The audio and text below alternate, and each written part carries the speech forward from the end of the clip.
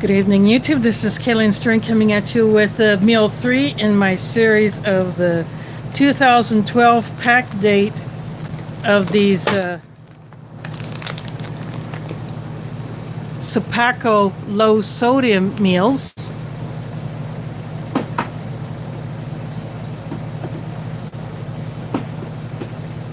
Just putting my hotspot away that I was using as a prop to prop up this so I could show the entree name.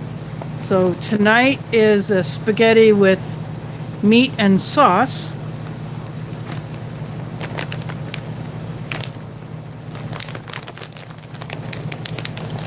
So you can clearly see the date code here.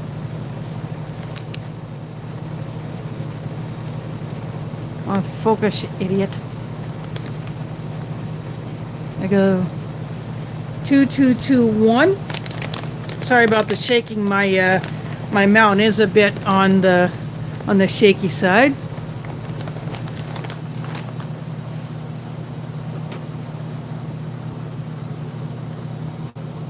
There's Aletha in the house. I just got started. So again, tonight for dinner is spaghetti with meat and sauce. There is Chris in the house.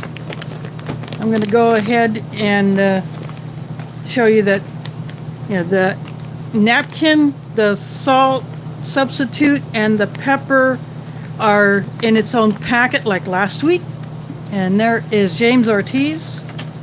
And as usual, none of these meals have a drink of any kind, not a hot drink or cold drink. So I have been getting into my stash. So tonight I've chosen a lemon lime, and it in the super tall pouch, but only that much powder in it. So theoretically you could have mixed this in the pouch, but there's no seal. And I will be putting that into my vintage drinking jar. And so I'll just put that back there. And then I have a Russian tea. And then I like my hot tea sweet, so I just have a little sugar back here in a container in my foreign MRE mug. And as usual, I have my foreign MRE spork. I have 2 pots on the stove bubbling away. I got one, my kettle for the water for the tea, and then I have the other one that I will put the spaghetti in. And the first one of these that I opened, these were just loose in there, and there were 2 peppers. And the napkin was more or less a wad. But here they use the actual accessory pack style packaging for some of these. Maybe that one just got missed. And this one, the date is 2244, so the 244th day of 2012. And all the rest of these items are the same. Is these cream colored spoons. There is Ford in the house. Thanks for dropping in. So these do not come with the brown emery spoon. They come with just this cream colored spoon, which I don't use because I use my foreign emery spork. These are this is the Sure Crack branded ration heaters.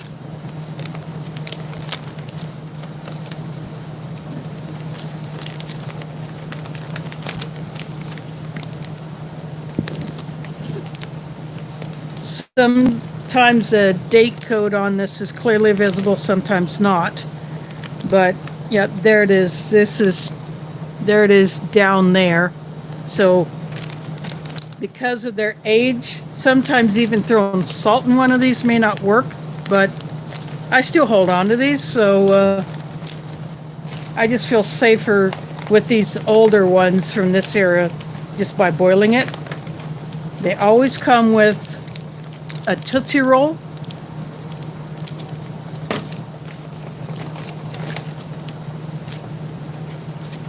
Crackers, and these do not appear to have been bent. And always 2 jams or jellies.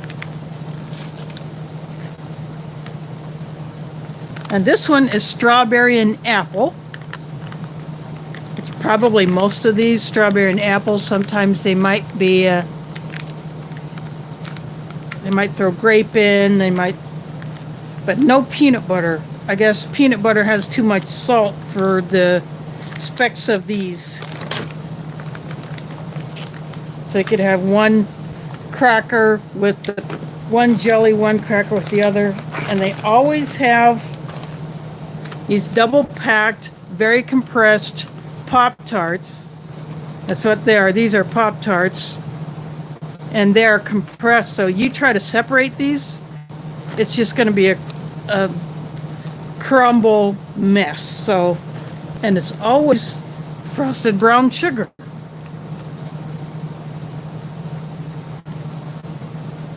So the one that I opened, which is, which was used for one of the Minotaur recipe contests, same thing. But I will be doing an actual review of that later as instead of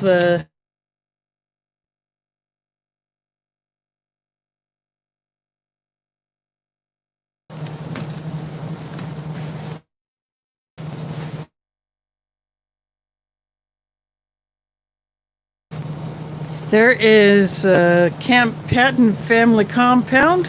It's his first time in, and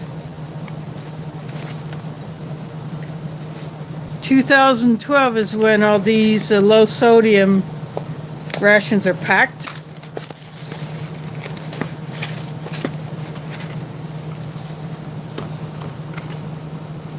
And I just keep the ration bag as my trash bag.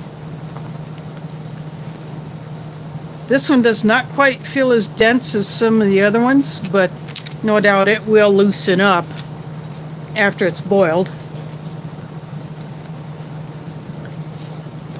But these, so far all of these have had the tear notch going across this way instead of going across this way.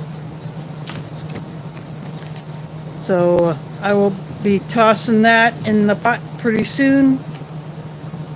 But before I do that, I will move these out of the way.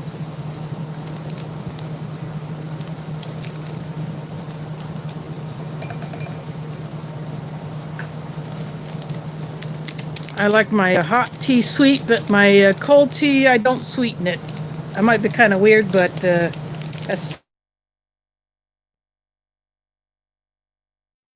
just all of the ones that I've had, the couple of different brands that have been in here. This is just standard tea bag, but this one is actually a nice flavor. I really like that one.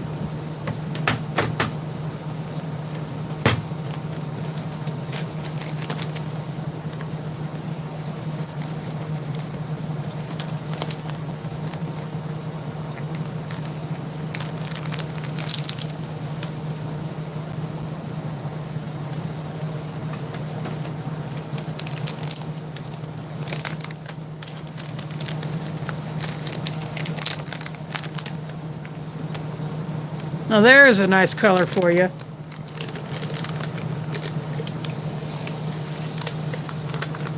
Really nice bright yellow.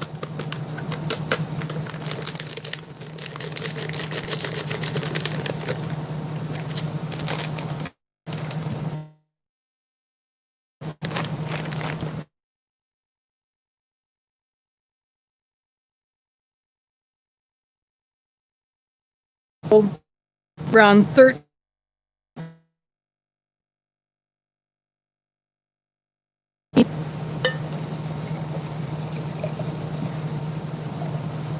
I'll just put it up to about there.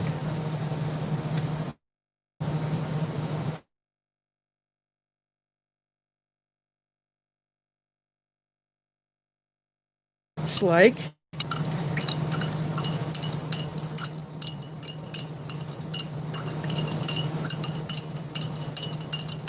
Right now looks like the cloudy version of that caffeinated soda called Surge. I don't know if anyone out there remembers that. I actually drank quite a bit of that, even though Pepsi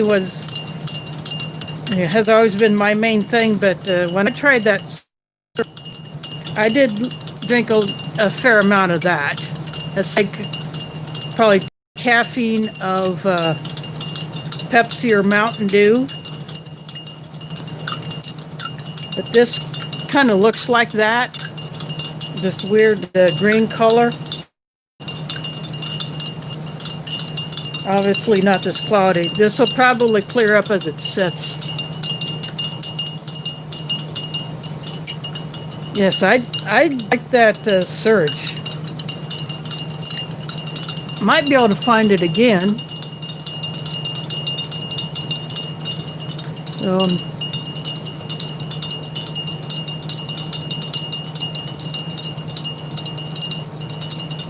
Yeah, I probably did a few of those at that time. Just like I have heard that Crystal Pepsi has made a reappearance, but I have not seen. That was a limited run also.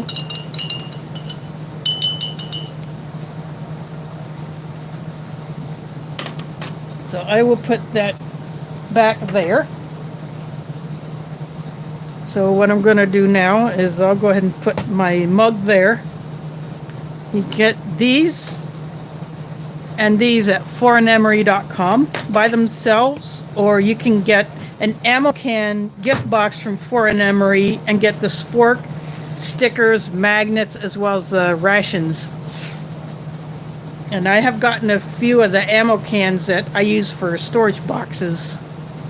So I'm going to go put this in the pot on the stove, and then I'll come back with the hot water for the tea and see how the rest of these things here have held up. I'm not too concerned about the Tootsie Roll because I can already tell this is going to be in pretty decent shape.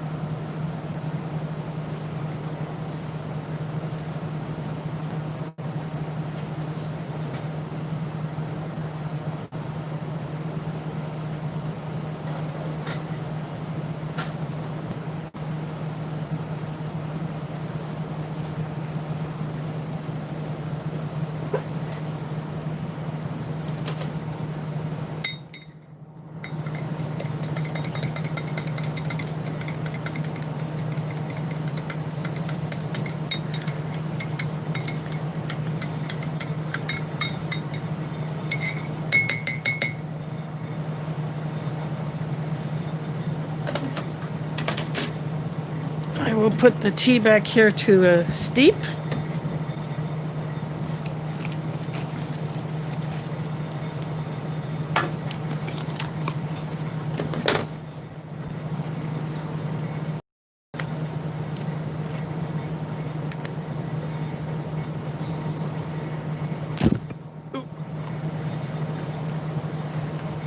Thought I was going to get a hiss off of the Pop-Tarts. In fact, only a corner ripped off, so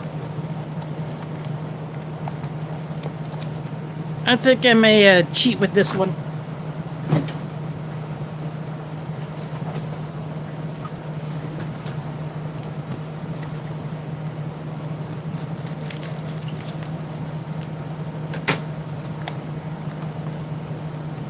I'd probably cut the inner wrapper, but that's okay. It's going to be... last week, this inner packaging was almost fused to the outer wrap. I probably would have had to tear it if it was sealed up any higher than it was.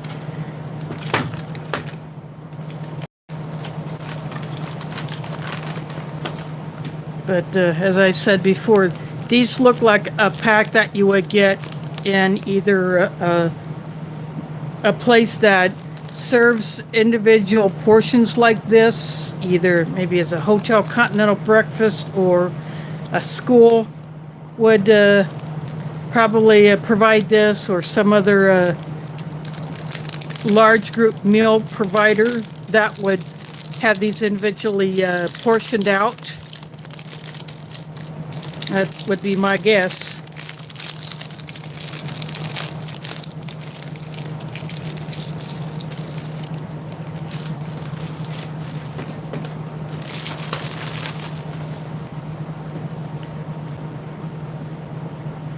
See, you can't even see where the icing is on the bottom one, except right there at the end.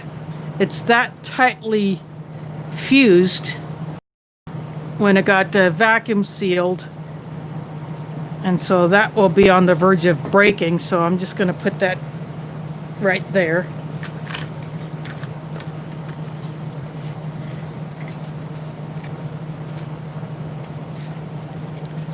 Hopefully these crackers will not be as uncooperative.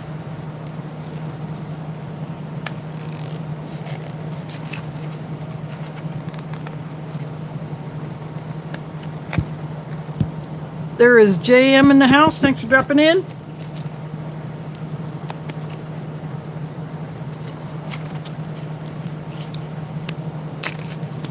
Oh, there's a delayed hiss, but see, that didn't open very far either, so.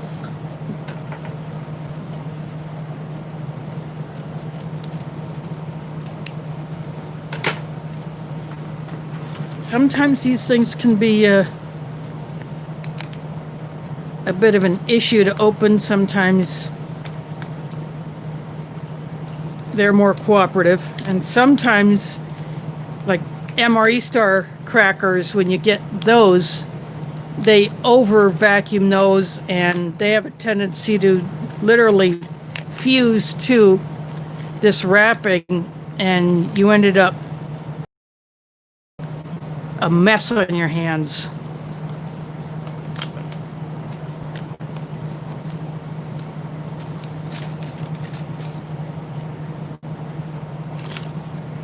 Only a little bit of breakage on that one, but other than that,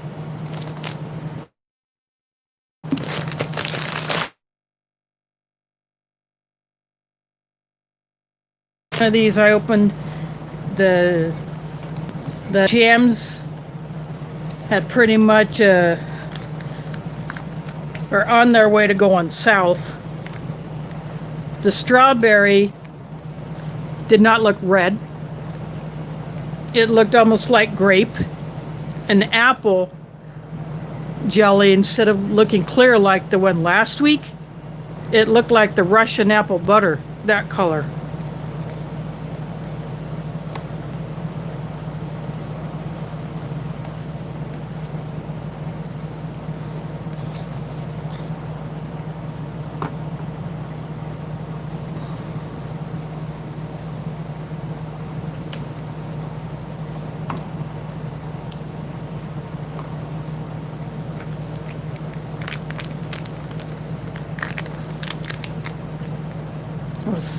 So even though these are all packed the same year, sometimes individual conditions may be different. So, and I just, here's the apple.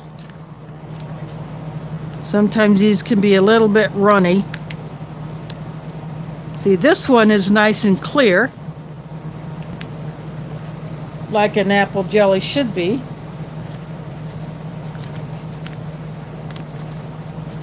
but it will probably soak through the cracker like it did the last time. And this is the strawberry.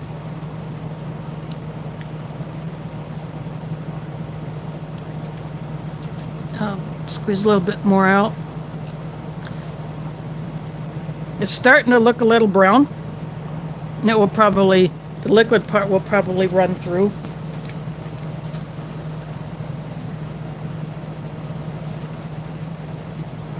Oops. So,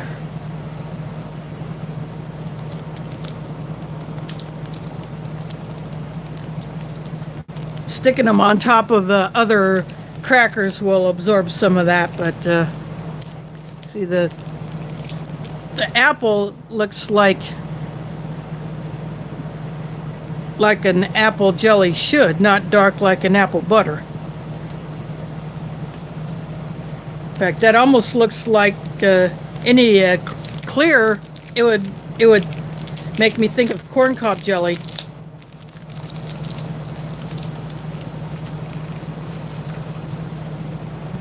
So there is the Tootsie Roll.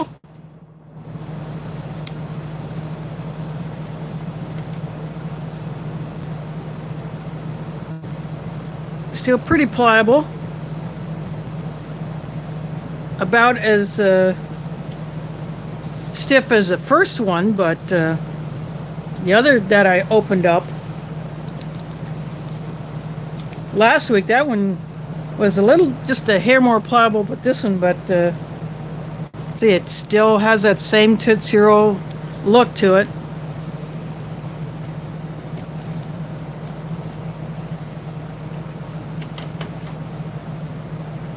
I'm just going to give another stir to this. This does seem to have decided to stay cloudy.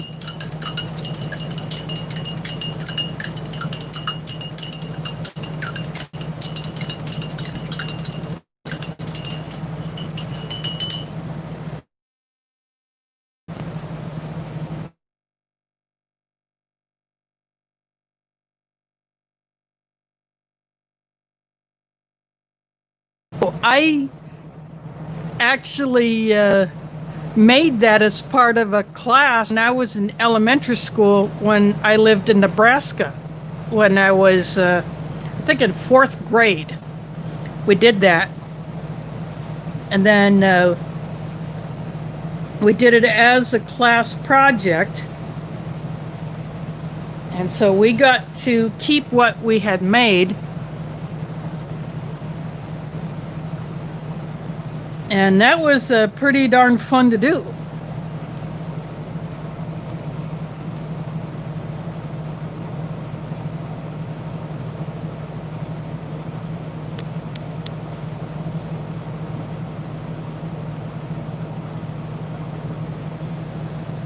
Of course, if you get a fresh Tootsie Roll that's been that hasn't been exposed to too much heat, you know, those should be really easy to do.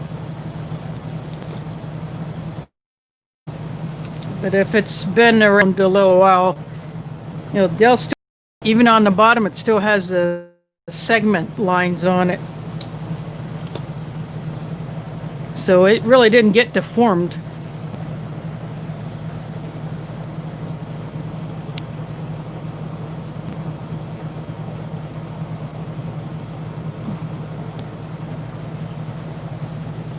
Well, I actually could do that.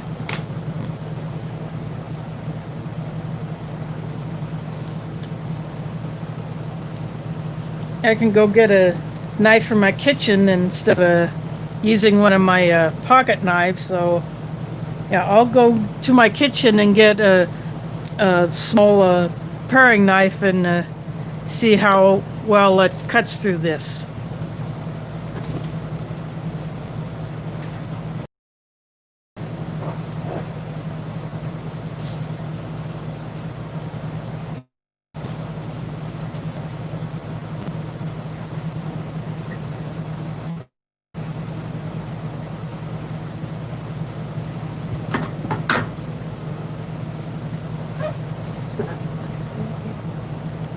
And I will leave it on this on this cardboard thing here. Just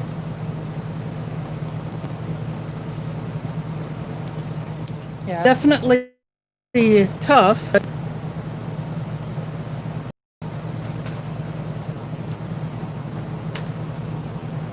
There you go. This is what it looks like on the inside. Or I'll get it over here where the light is not foam out.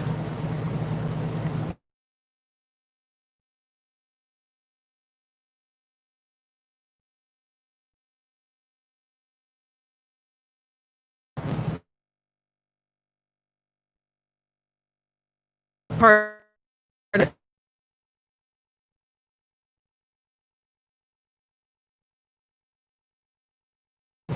then it is in a good position for camera angle. So I just basically leave it in this position. I've tried other positions, but with this thing it just doesn't work.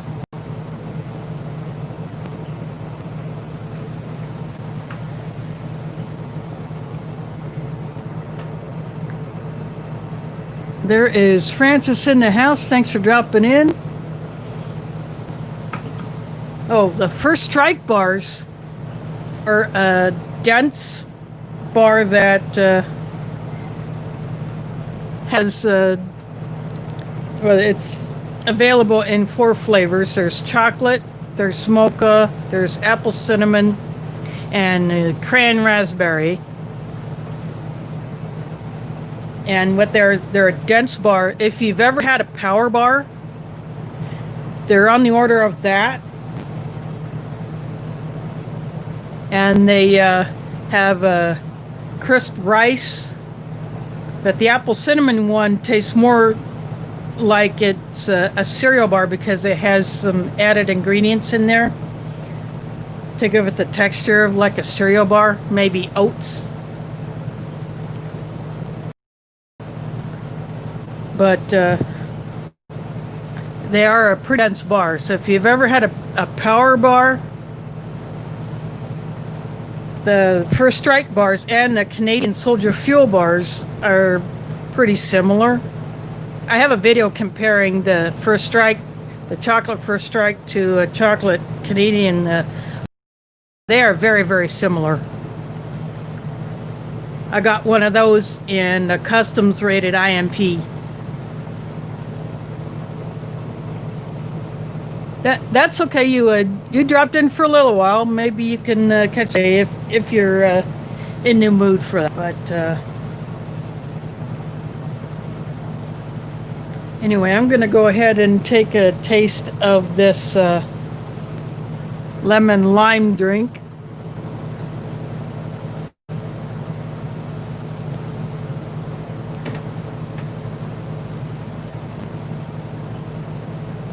That one tastes like it's an electrolyte drink because it's not just the lemon lime flavor. It's got the other stuff in it. But it's not bad. I mean, I will finish it off. But, well, I guess this apple jelly isn't too bad. It hasn't soaked through to the crust.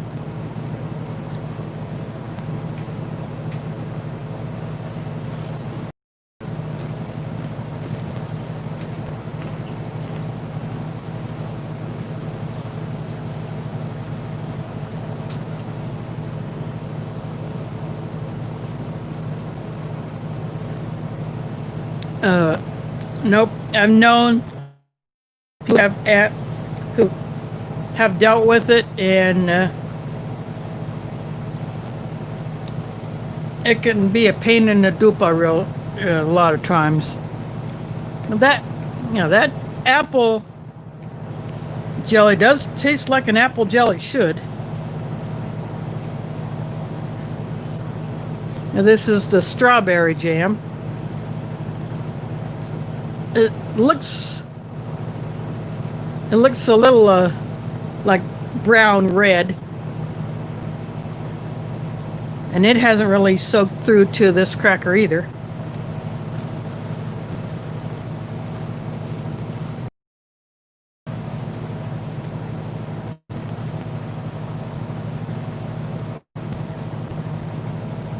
And it still has a strawberry taste that it should. So these two are not too bad. They are pretty much like they were last week.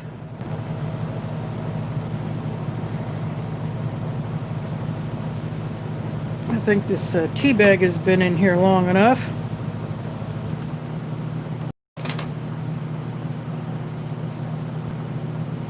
Yes, I'm a tea bag squeezer. I don't like wasting any of that liquid.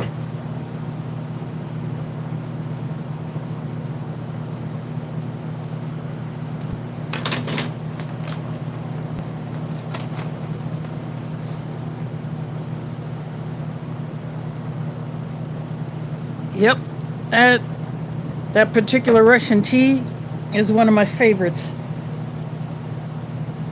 when it comes to a ration tea. I'm going to go ahead and get the spaghetti out of the pot, and I'll be right back.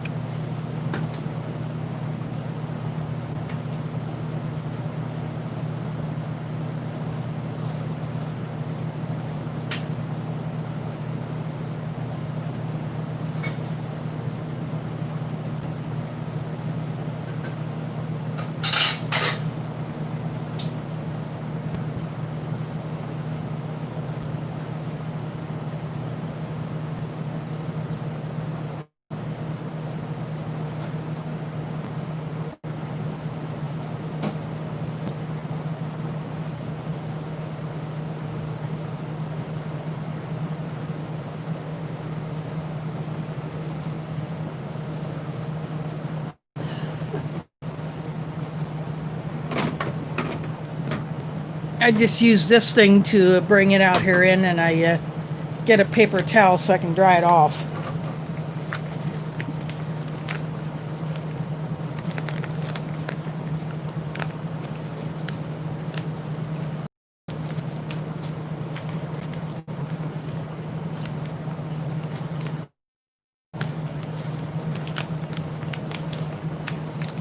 Makes it easier to handle when it's not wet.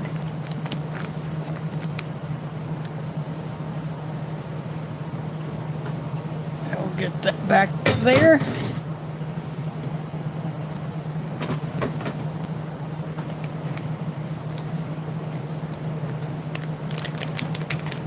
And I just do this to shake it back down so I can open it up.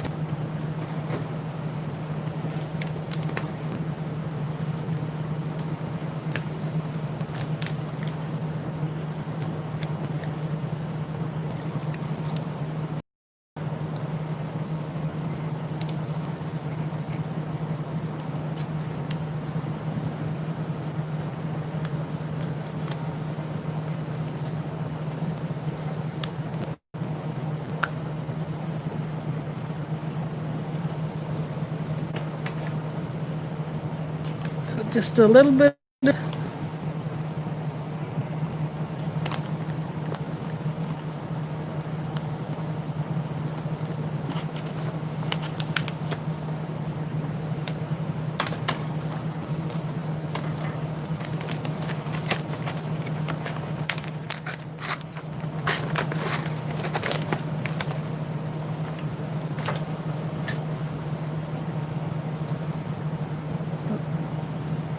And there is the spaghetti. It looks like a Chef Boyardee.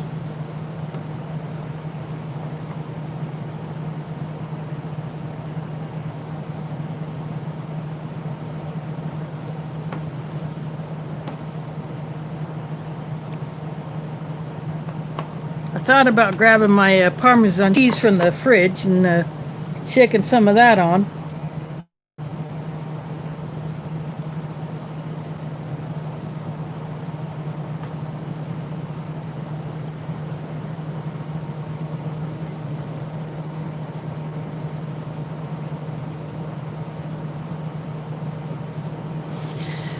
I don't know, I've never had older spaghetti. I haven't had a brown bag spaghetti.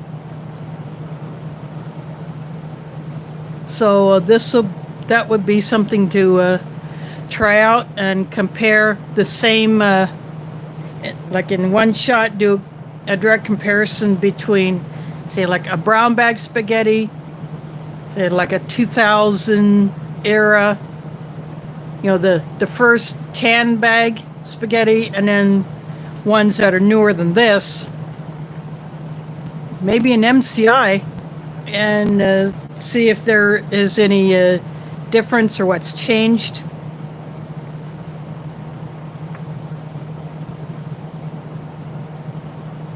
Let's see, the meat is just like a little bits.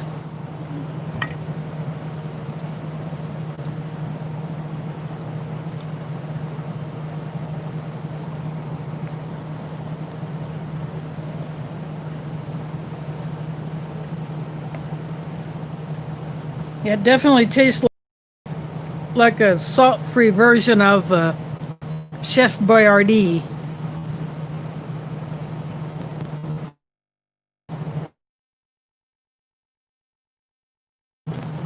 But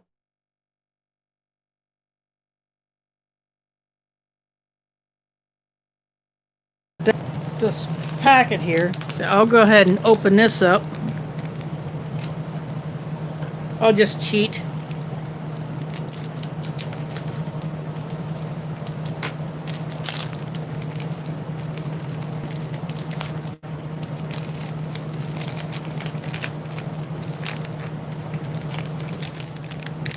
Basically, all you get in there,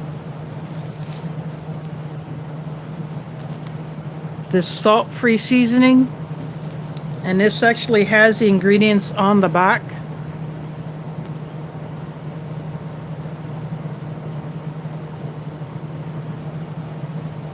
And you get one of these little commercial pepper packs. It looks like two little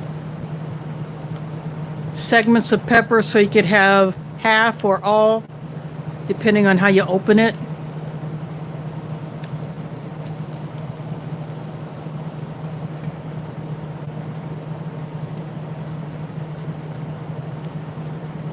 I have actually seen these or hotels. There is Art from in the house. Thanks for the super chat. Thanks for dropping in. And you get this napkin that was actually somewhat decently folded instead of the wad like the first bag opened. So the accessory kit that you get in these when they do pack it like that, instead of everything loose like the first pack. So again, for those that came in, this is the low sodium spaghetti from Sopacko 2012.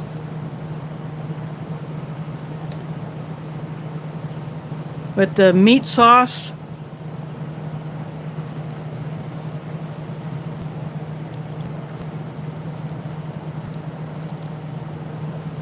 The tomato is there. There's probably a little hint of Italian blend seasoning in there.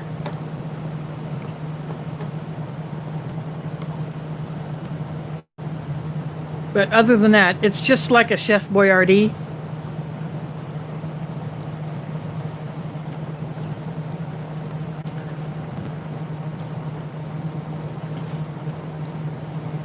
Ground beef is like what you'll get in the typical commercial canned spaghetti.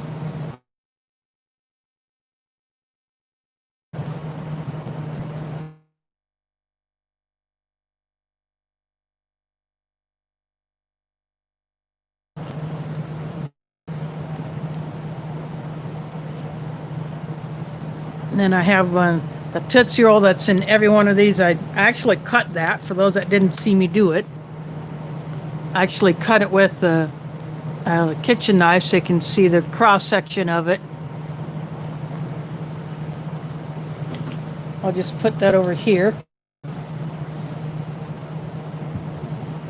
And these super compressed Pop-Tarts, two of them fused together. So if you try to break it apart, you're just going to literally break it. I mean, this being vacuum sealed. So I'm going to go ahead and take a bite just as is.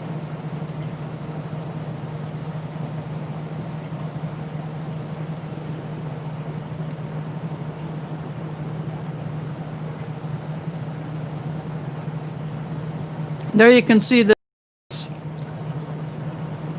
with the fusion of the top crust of the bottom one and the bottom crust of the top one. It looks like just one single layer.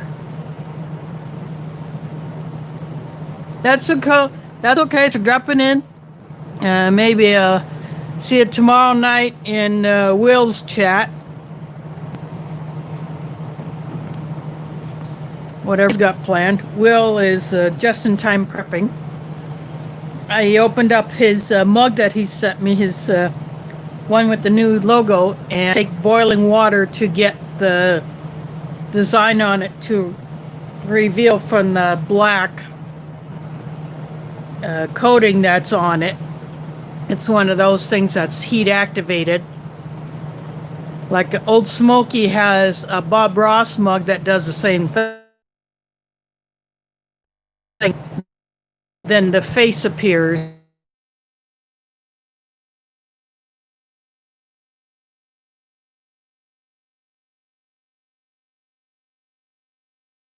I'm gonna do this again with the jam, just to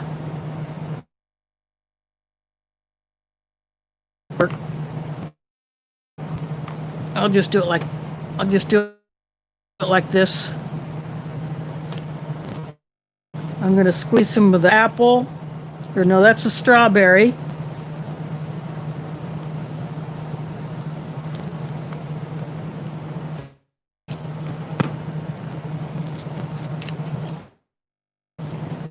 And this one here is the apple.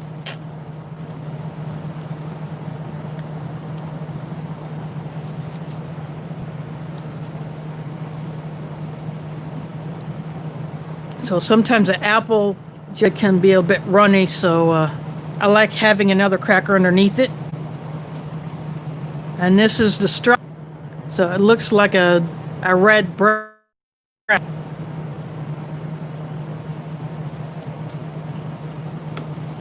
But this has the real apple jelly flavor that it's supposed to have, unlike the first one that I opened up, the chili mac. Yes, but more brown, and then looked like apple butter instead of apple jelly, and then the strawberry almost looked as dark as grape jelly. That's how bad that had color. The flavor was just starting to go, but last week when I opened it, and tonight this is better.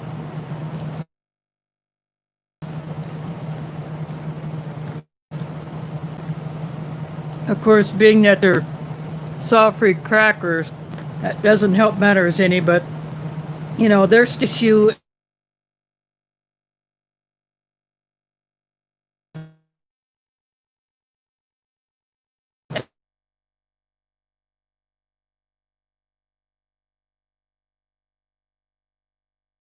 That Sopacko had for doing these.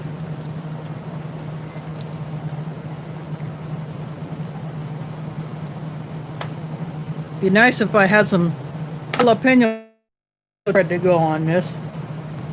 But I'm still going to my kitchen and getting my my Parmesan cheese.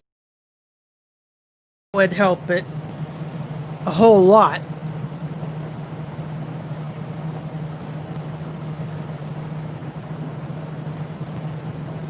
And none of these have their own drinks, so I just go from my stash. Got a Russian tea. My favorite of I think there are like 2 or 3 different Russian teas that I've had, and this one with the green and red shiny packet is my favorite of those. And then this is a lemon lime drink,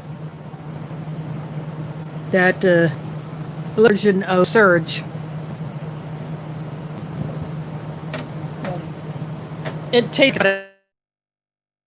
electrolytes or something like that.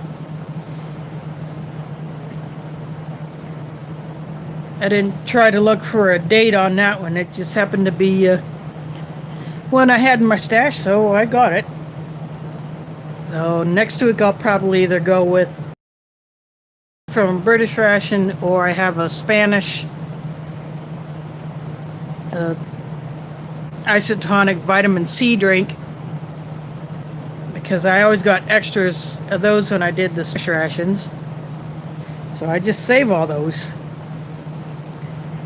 from MRE that always had some good stuff. So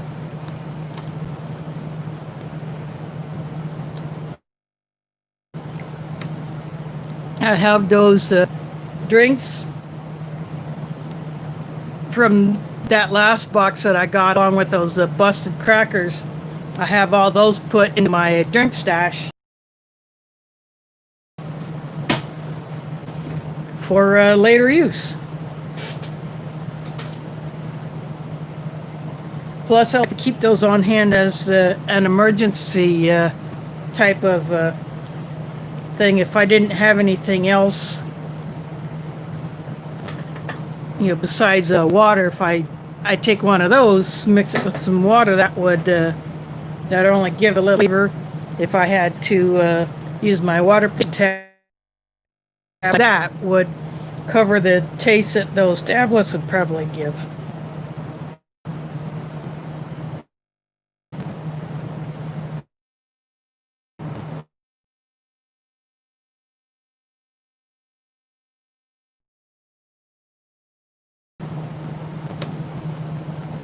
But has held up.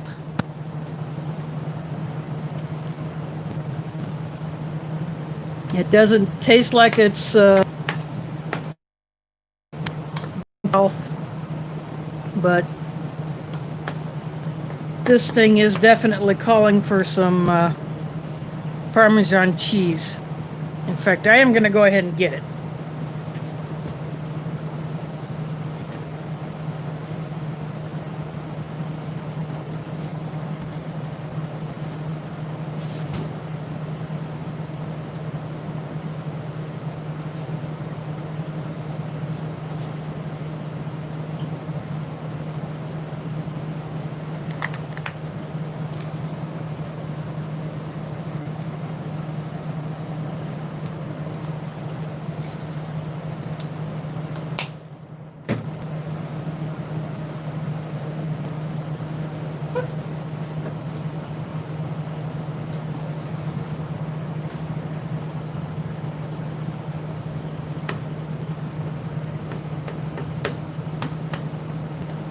I think this will definitely improve the flavor.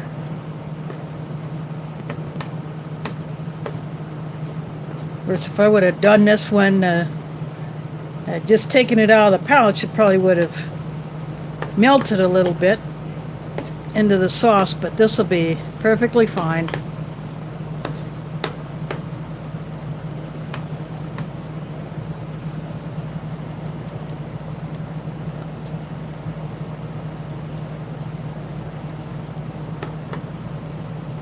Plus, it'll add a little bit of the salty flavor that this is lacking. So putting that parm on here definitely is a good move. This will be much more enjoyable to finish off. Of course, I'd finish it off regardless.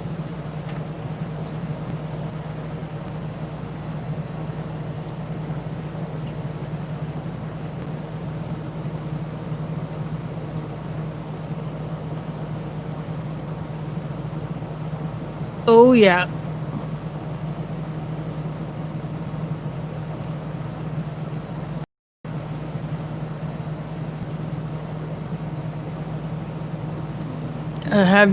There's Romano that's in the same type of thing as this. or you can get a Palm Romano blend. I don't know if that would same effect, but you can get a Romano that's done like that. And that would add a little bit of a different flavor. But I originally got that for just making other pastas here at home.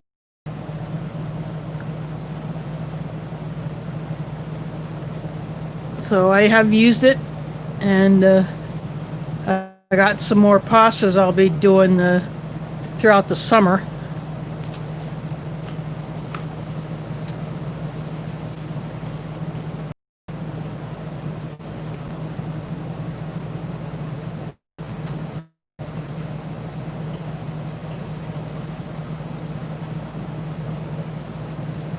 Just something quick and easy, you know.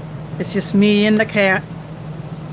You know, my mosque is still closed, so I don't have leftovers to bring home from Friday lunches. Of course, during Ramadan, I was fasting, so I wasn't eating in the middle of the day, and I was doing these streams later at night after sunset.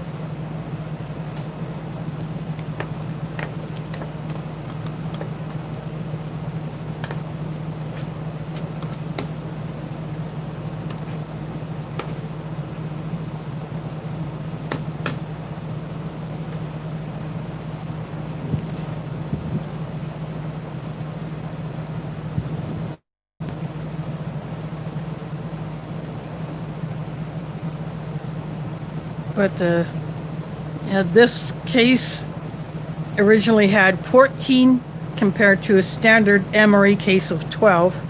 But the fact that there is no drink of any kind in these, and the accessories you get is nothing more than pepper, this, and a napkin and a spoon. And a Tootsie Roll.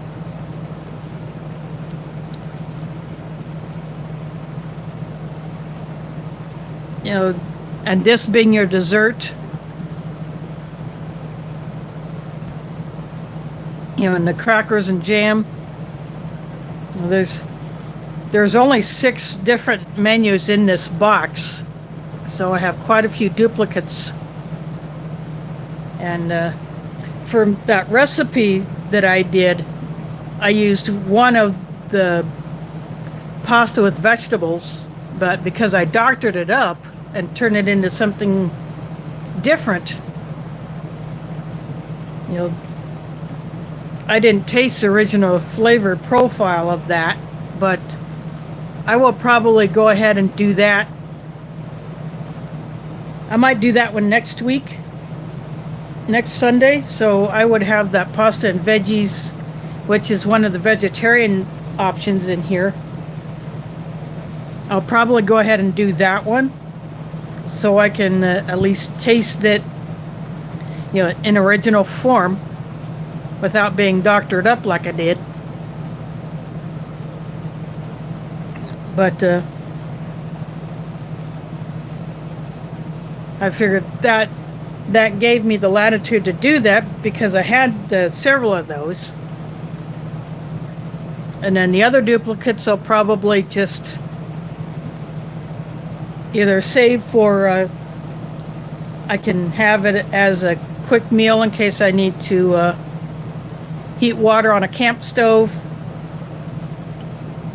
to cook it in, or if my power goes out or something like that,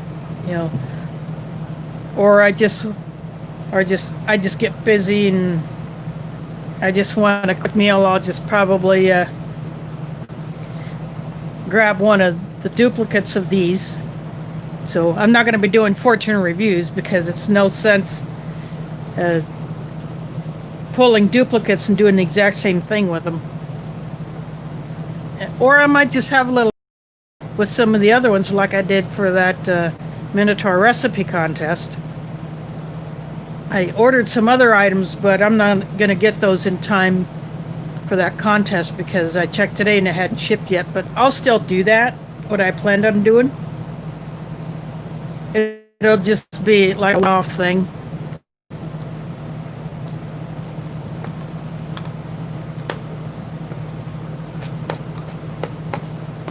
And of course, I then followed that up with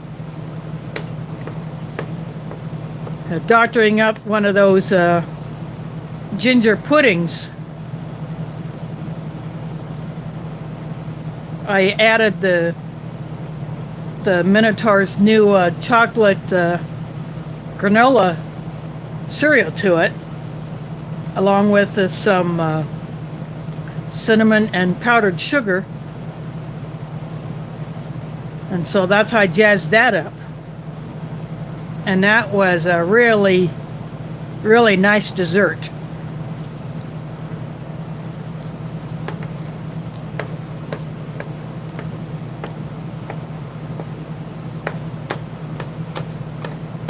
So I do have another one of those ginger puddings, and I have the sticky toffee pudding. I'm not sure if I'll just eat those as is or if I'll kind of mess with those. Do a little something with those. That could be fun.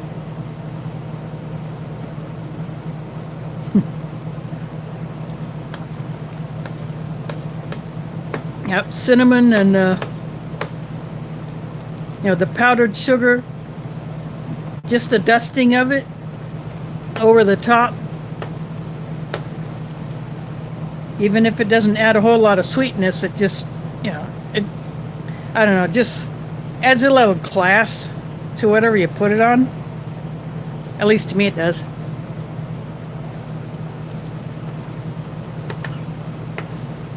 When I was younger, my mom used to have a side hustle of cake decorating. And at one time she had over 100 icing tips.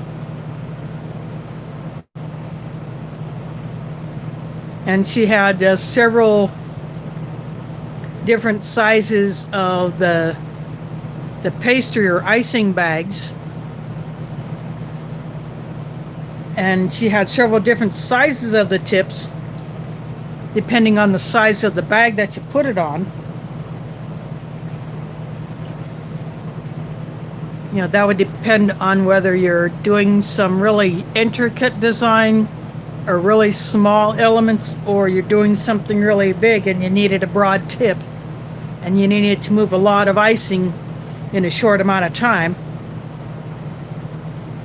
And she had what looked like an oversized thumbtack that she would use her doing her flowers on. When she would make the flower mints for weddings or topping cakes or things like that.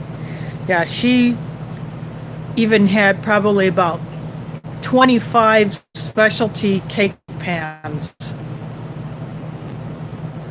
that she used to order through catalogs from cake decorating supply companies. And yeah, that was cool. And she always used those pans for our birthday cakes when we were kids. So I enjoyed watching her work when she was doing that.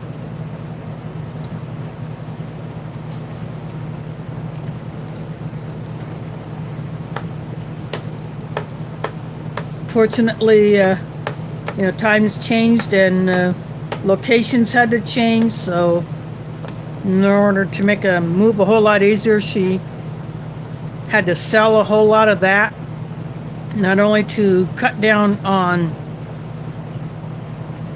weight as far an amount of stuff, but to get money in order to finance the move.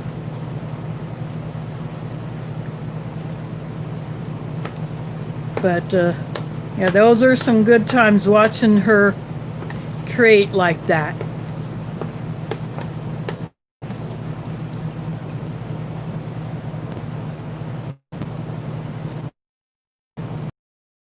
But that was some. She could take she could make pretty much any kind of icing you wanted.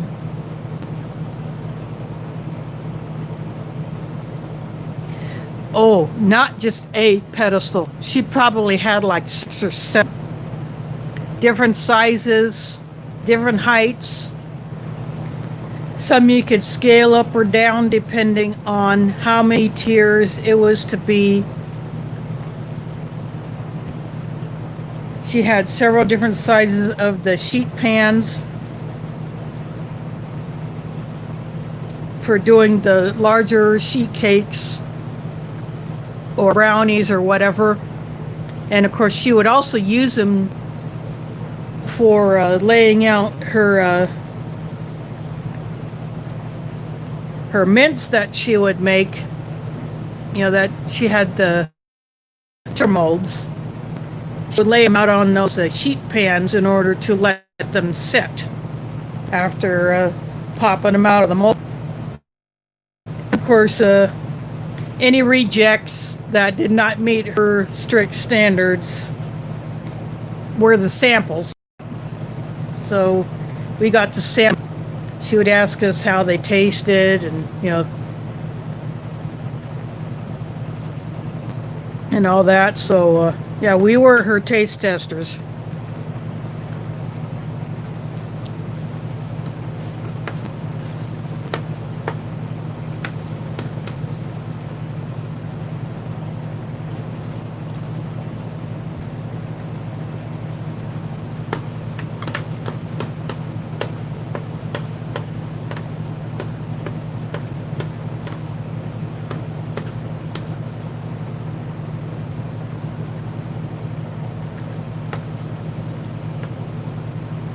If we would have been able to stay in one place and not have to move as much as we did, she would probably have continued to do that until probably, you know, till now.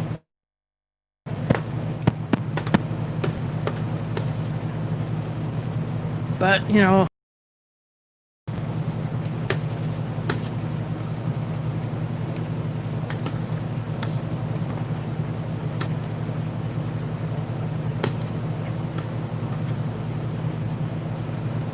had she been doing that now, she probably could have competed in local contests, say for the state fair or county fair, or even for cooking shows.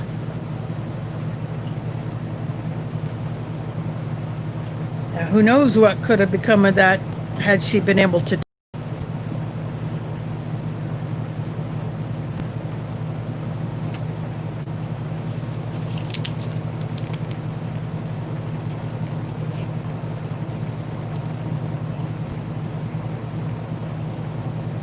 Just squeezing out more of the strawberry jam.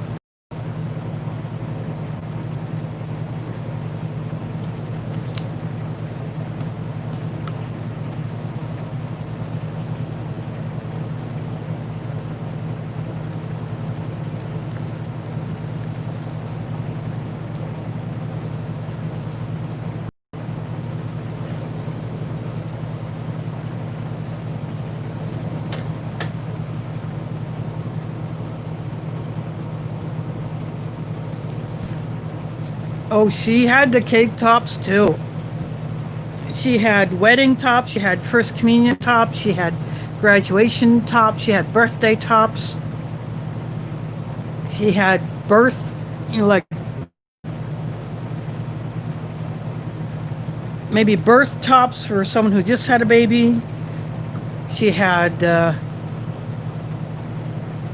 probably other specialty tops that I never even saw.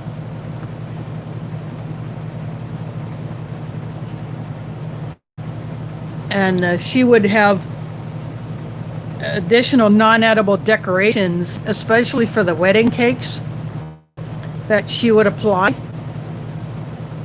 And she had some non-edible birthday decorations as well.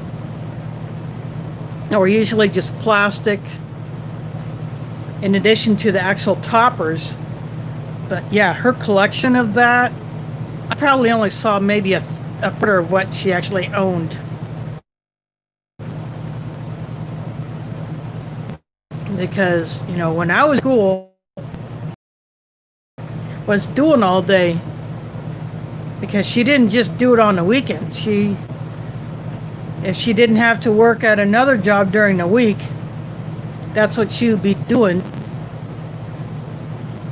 Or she would probably do some at night after I'd gone to bed, or I would be doing my homework. She just did that stuff when when the kitchen was most available.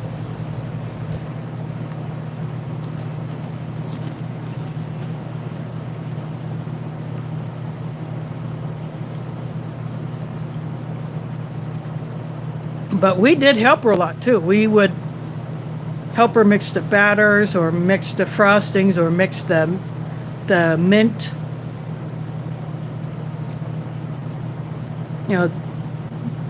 The mint paste, or apply the sugar to the mint molds. She even tried to teach us how to do some of the basic icing elements, like a flower or a leaf. But I'll tell you, you have to have a surgeon's hand, the steadiness of a surgeon's hand, or the steadiness of a wildlife photographer, in order to pull that off. Because one slight miscalculation, or one false or wrong move, even a minute wrong move, and you could completely ruin the object you're creating. And you would not always be able to fix it. You would have to literally eat your mistake.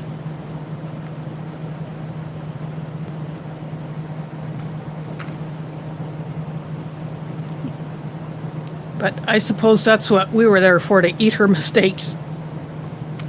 Whoop, I guess that one didn't want to break the way I thought it would, but that's okay.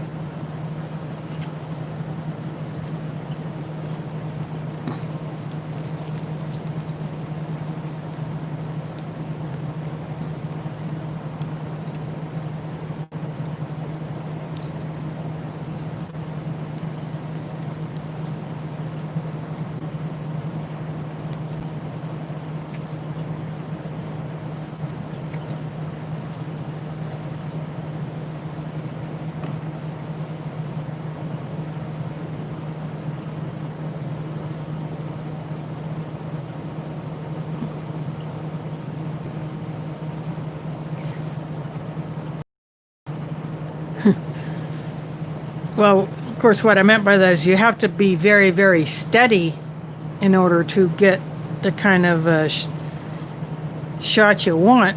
If you're a top level photographer, you're trying to get to there.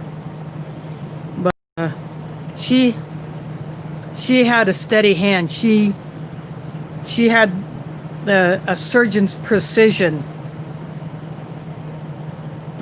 when she was doing that all the time.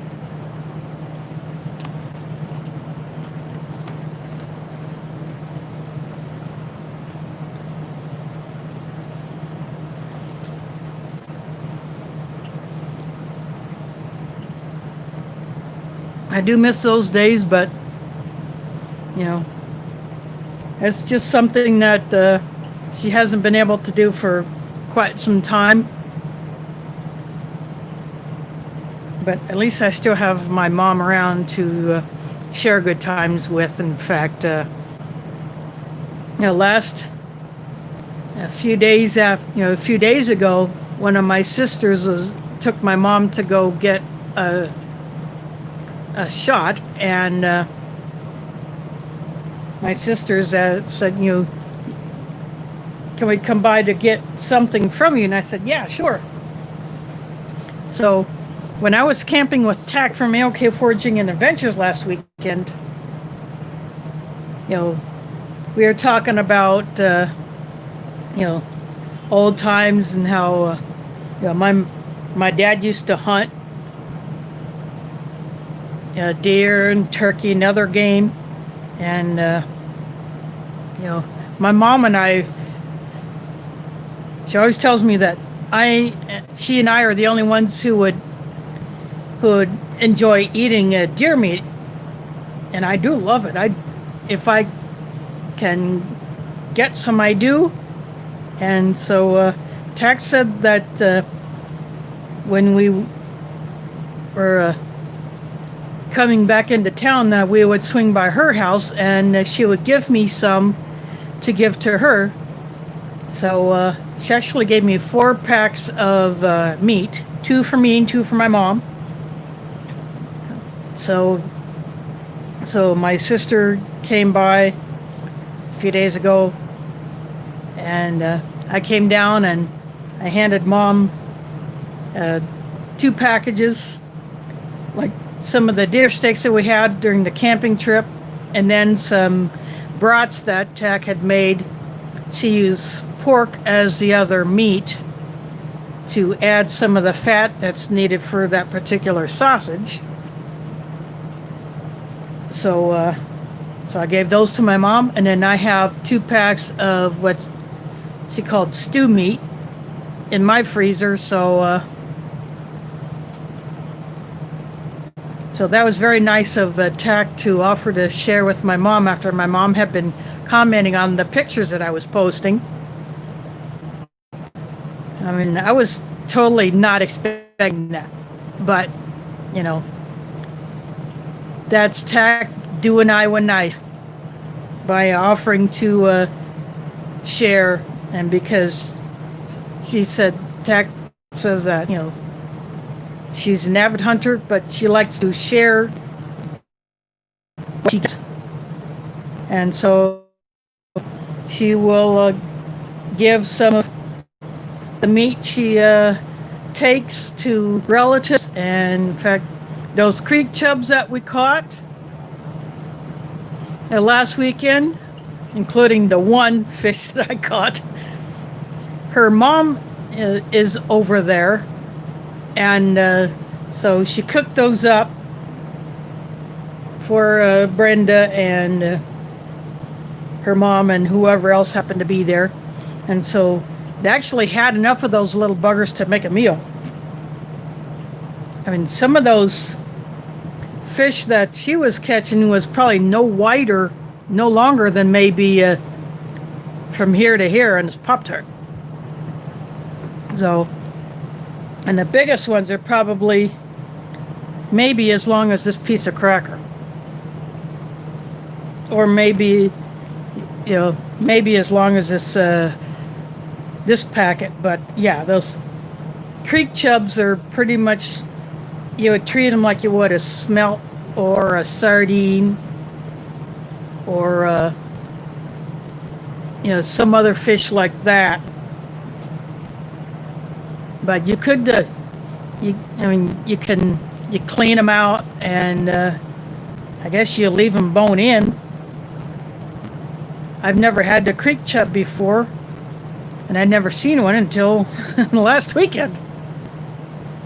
But yeah, so they had enough for everybody in that house to have a couple of them.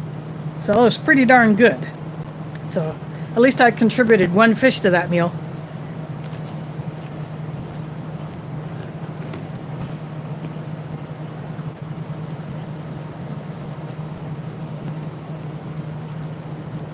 Maybe another time I'll actually get to try them myself. But speaking of fishing, either sometime next month or in August, or maybe, as the months cross, we will go to Lake Icaria again, like we've been doing for the past few years. My sisters have been going annually longer than I have. Then a few years ago, I was joining them. And so we rent cabins now because, for one thing, for my mom, it's a lot easier to to stay in a cabin than a tent. I don't know if my sisters still have tents or if they got rid of them. They know I do. But there's a bench out there that has my late dad's name on it, so we try to get the cabins that are near that and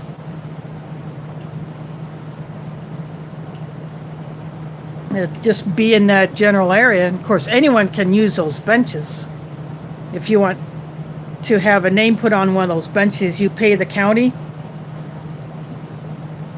or whatever,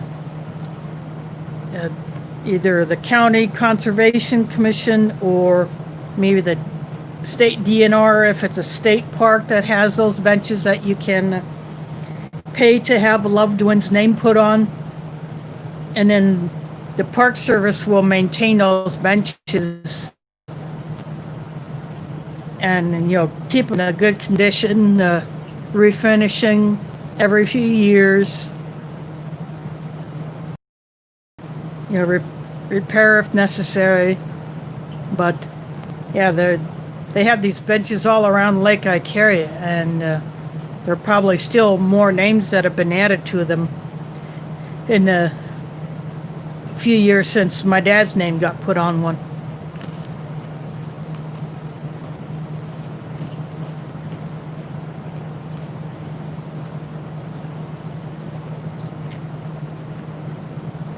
I don't know the dates yet, but I'll be finding out fairly soon, because I'm already getting my stuff ready for that I can get ready ahead of time, like all my hygiene stuff and some of the other gear that I'll take. My rod bag is all ready to go for that. I just added a couple of things to it. I have that collapsible rod that breaks down into 2 sections. And I have a couple of mini tackle boxes in there. Plus, I added a rag and a couple other items in the pocket of that rod bag. So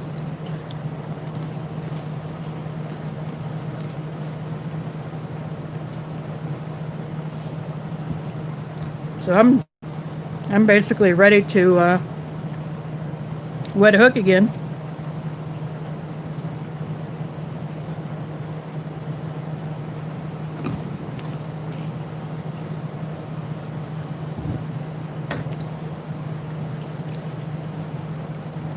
I haven't fished the Des Moines River with it yet because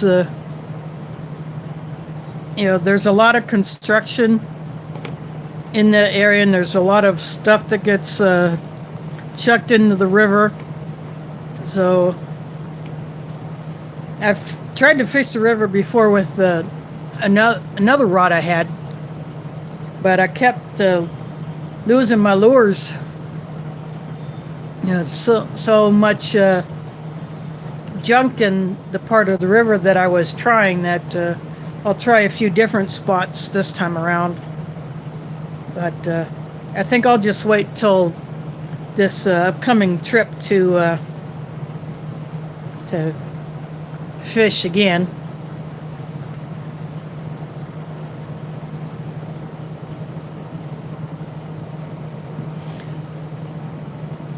No, I'm not sure I want to eat anything out of the Des Moines River right now anyway, with all that crap that goes in it. That's probably another reason why I just don't fish it. At least, I've tried it. All I caught was snags, and I'd snap my line, lose my lure, so I just said heck with it. And then after my last rod broke, I didn't actually fish again until last summer. And then I borrowed, before last, and I borrowed a rod from one of my sisters. And then last year I bought this takedown rod. And so far it's holding up pretty good. So, as far as lake and pond fishing or small creek fishing, yeah, it's worked out pretty good. I might even do a video on that rod probably after probably another season or two of use. I don't know.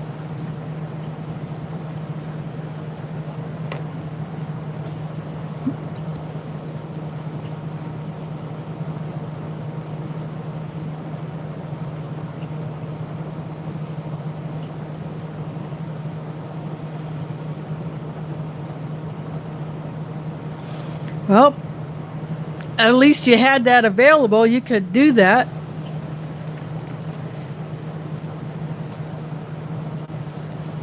Or sometimes if you had to recover something out of a deep shaft, and if it was, say, like a steel object, put a magnet on the end of the line and you could drop that down and recover that object that way. You know, YouTube has all these magnet fishing videos of people pulling all kinds of stuff out of rivers and lakes. Of course, a lot of it is probably junk, but they still do it. There's a person here in Iowa who's done that, and I actually subscribed to that person's channel. But I haven't watched a lot of their videos lately. But yeah, they pull up all kinds of stuff out of the river doing that.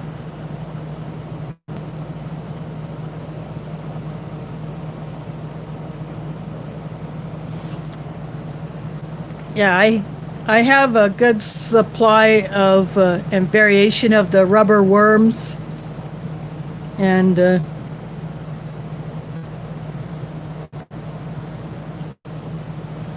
smaller grubs put on the jig heads.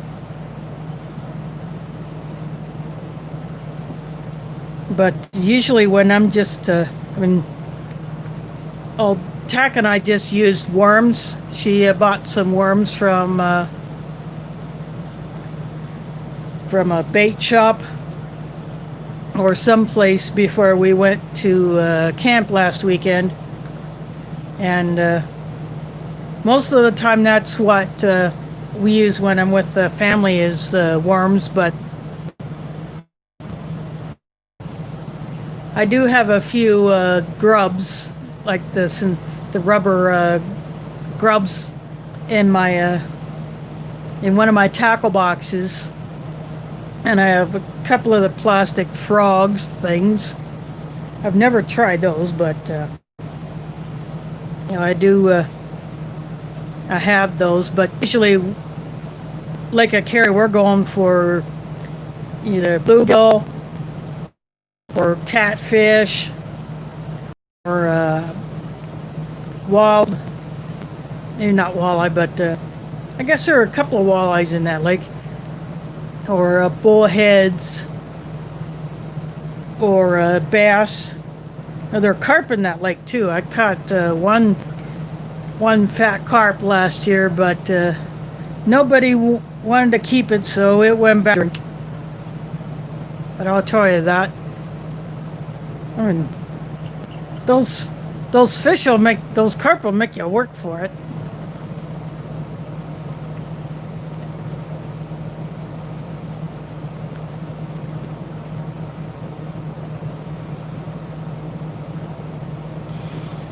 Oh yeah, bass will go for those All kinds of stuff.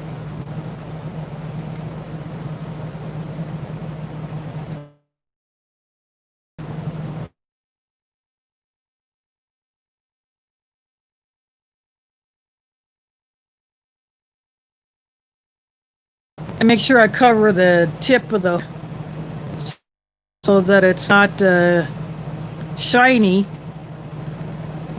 just sticking out where it could easily catch on something other than the fish. Sometimes it works, sometimes it doesn't.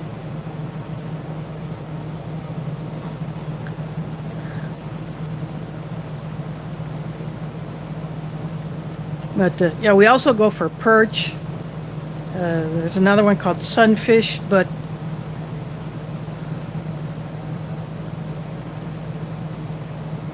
usually it's catfish or bluegill or bass.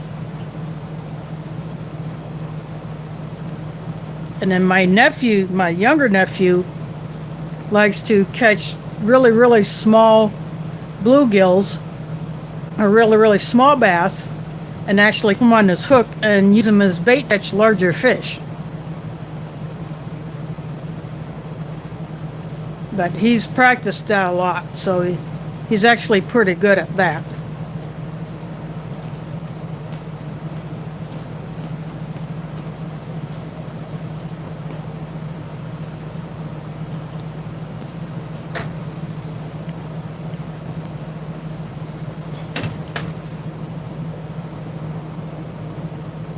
Oh yeah, now that's something I've never done. I've never been to an ocean, so I've never caught or even tried to go for anything bigger than say that 5-pound carp or maybe a 5-pound catfish or anything like that. I've never gone for anything that big.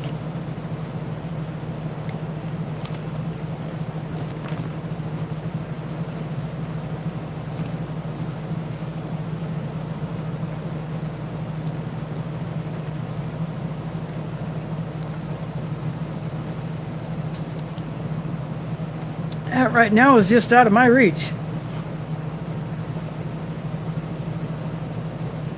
Plus, I would probably buy $500 worth of sea fishing gear to do that.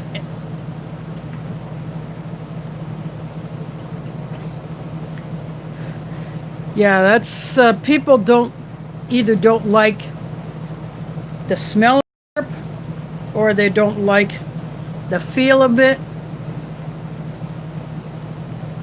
or they don't like the taste of it.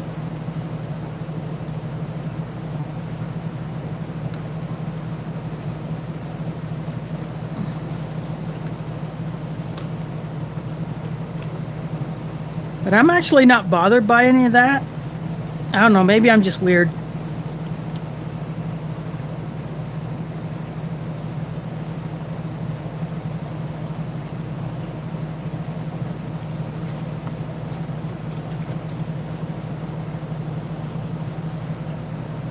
Of course, if you had to fish for your survival, you would take whatever you can get.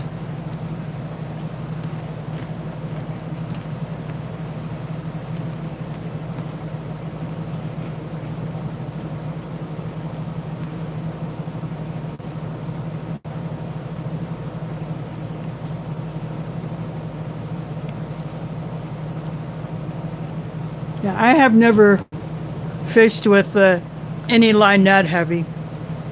Usually 12 is the highest I've gone with.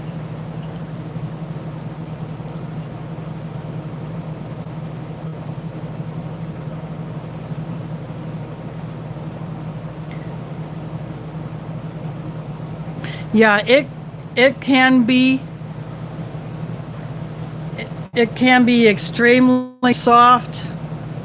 It doesn't have the firmness of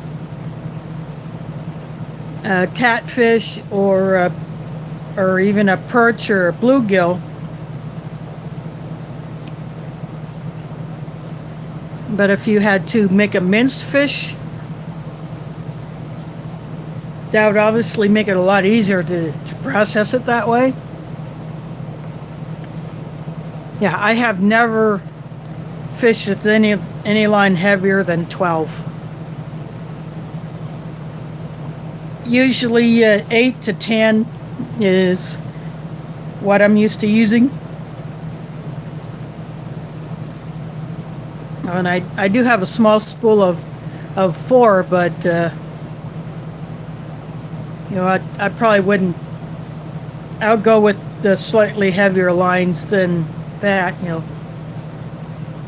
I wouldn't personally choose to go with anything less than 8, but 10 or 12, yeah.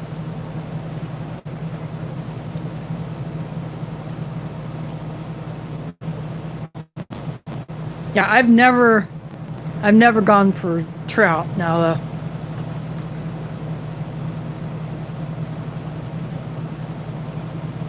that 4-pound probably would have worked on those creek chubs, but I think either 10 or 12 on my rod. So because I only have one rod, I'm not, gonna unspool one line off just to put another on. I'd rather have a second rod that I can have a different line on.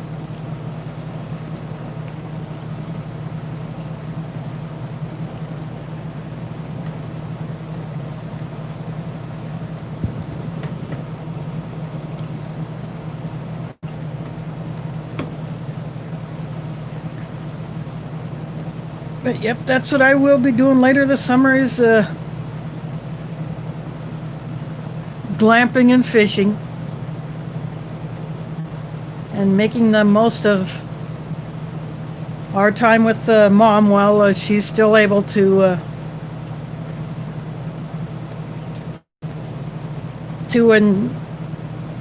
enjoy cabin life.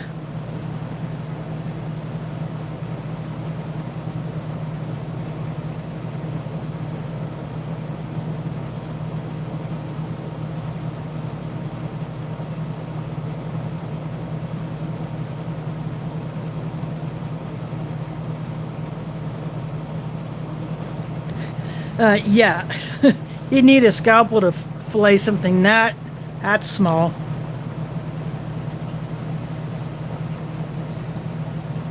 Or you leave it on your hook and use it as bait to catch a bigger fish.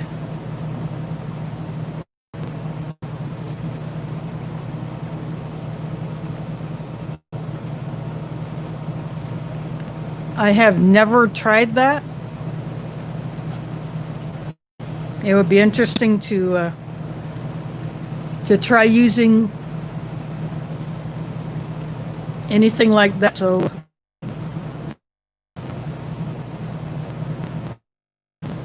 I have a leader on my rod is usually normal fishing, but nothing anything like that wire type thing.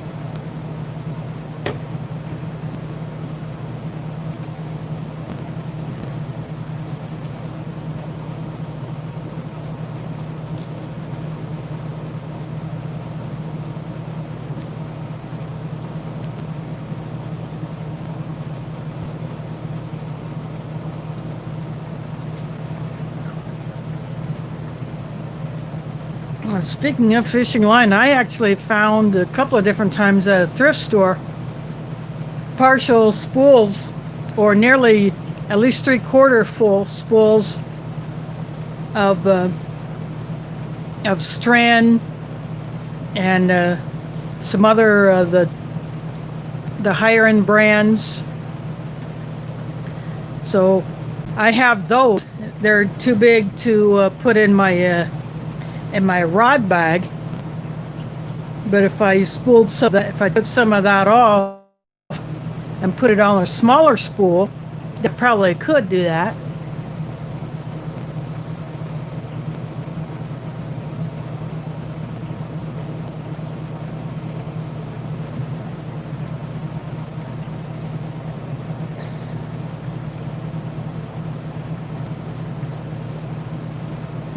But yeah, I found a couple of those in thrift stores. So and I got a pretty good deal on them. Hey, why not? Never know when something like that could come in handy.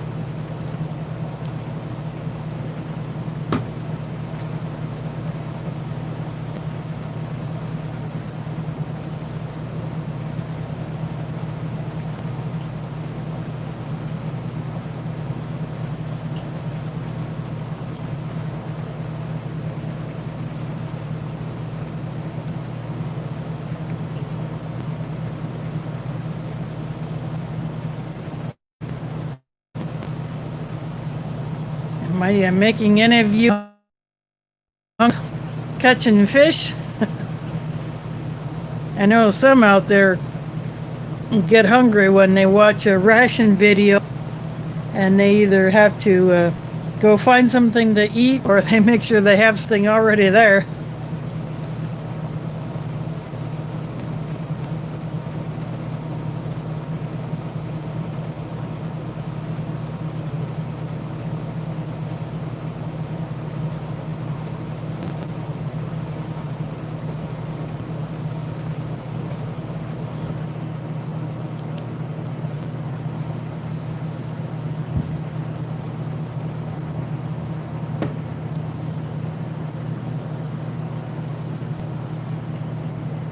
There are some places that I would love to go back to again.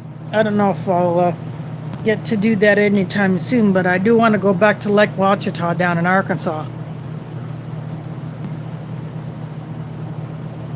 Professional fishing tournaments have been hosted down there on that lake.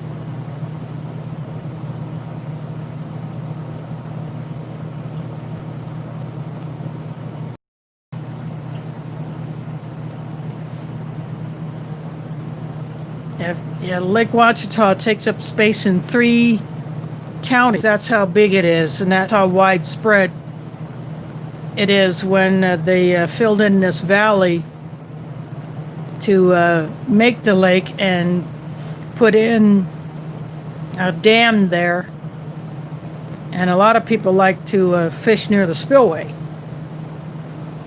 Apparently that is where the huge fish like to hang out.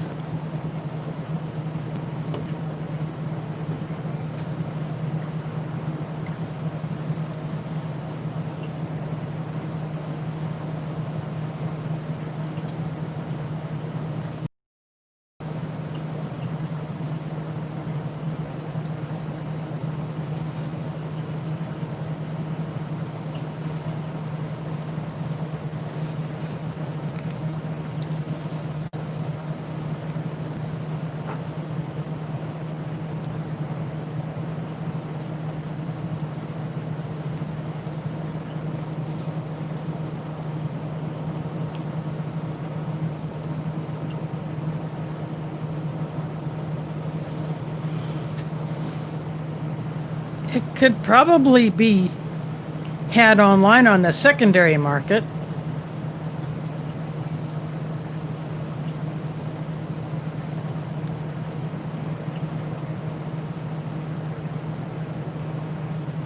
That's probably one way of looking for it.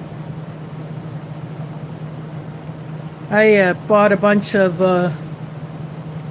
older hand-cast lead weights off of eBay. Some of them are pretty huge. They would be more suited for ocean fishing, but I still have them. I keep them in my main tackle box.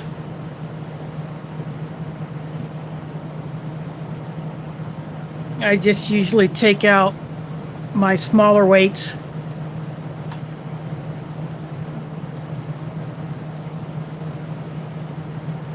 Most of the time it's either that's just a split shot, or the ones where you can just open it up slightly, squeeze it onto the line,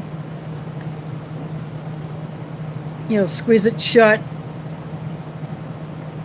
Occasionally the drops, the one that actually has a little hole you put it through, or the ones that it just slide loose. They have the hole through the middle, like the egg ones. You're doing a drop shot type of thing.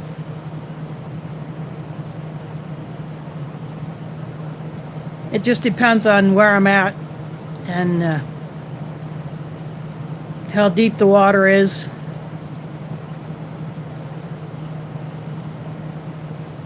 Right now I have a really tiny split shot on there. That thing will come off when I go to Lake Icary because, you know, where we were last weekend at Thomas Mitchell County Park, the creek and one pond are really shallow, just big enough for these little creek chubs to live in. Then the other pond is deeper, but still maybe about maybe 3 or 4 feet deep at the most, but it was so full of weeds, as you saw in mine and Tack's videos. If you watch them, you'll see that they're just full of weeds. And I reported that to the County Conservation Commission, and they said, oh yeah, it's on the list to be cleaned up, just hasn't been done yet.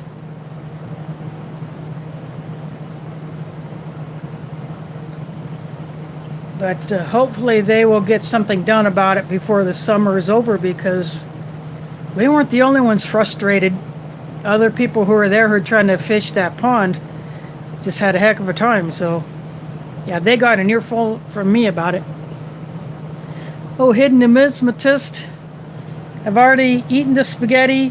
I've eaten a cracker except for a few crumbs. I haven't taken a bite of this Tootsie Roll yet. I might as well do that. I cut this one.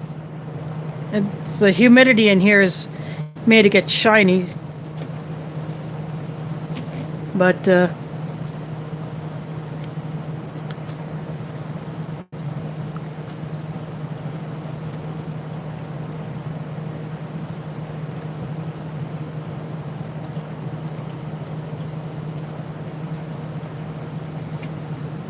actually, the humidity has made this thing a little bit easier to chew, because just been sitting here absorbing the humidity from the air.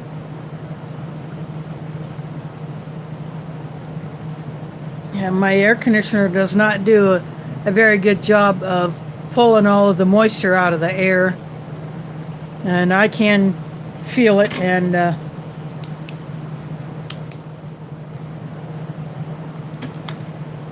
when I first cut into it, it looked like that. And then after it's just been sitting, then it gets like that, gets shiny like that.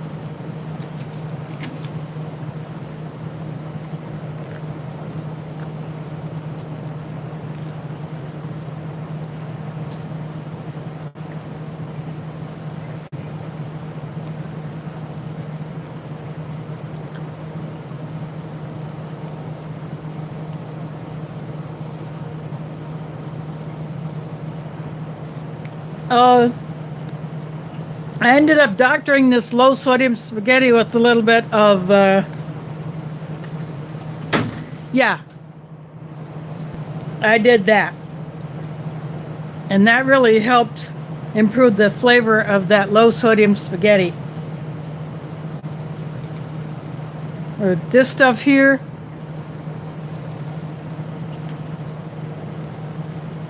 I'll save that for another use another day.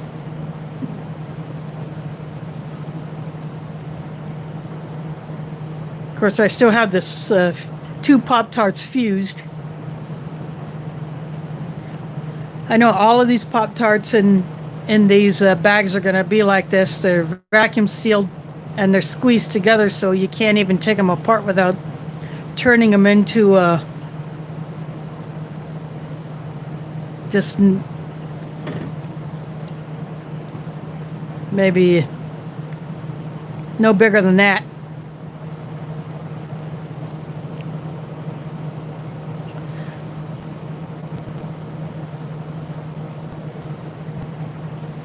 I don't have a whole lot of what you might call high-end lures. I probably got a few. I got some when I bought that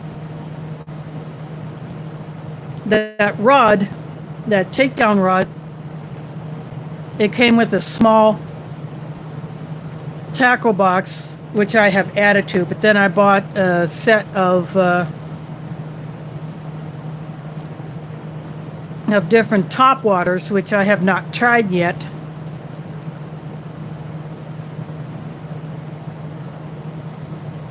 But I do hope to try those one of these times.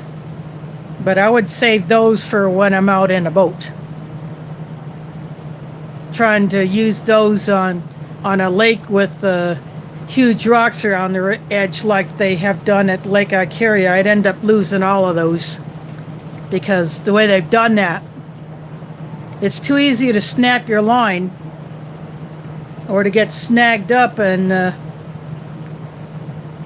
without having someone with the agility of a monkey go down there and free it up so you can at least use it again.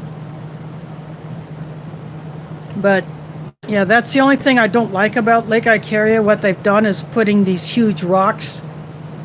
Yeah, they've done that to prevent ground erosion, but they make it very hard to fish off of that. Especially if a little kid is doing it, or someone who's not very experienced with fishing. You know, my great niece has always had to have someone help her with freeing up her line whenever she got it caught in the rocks. And of course so do I, because I don't have the agility of a monkey.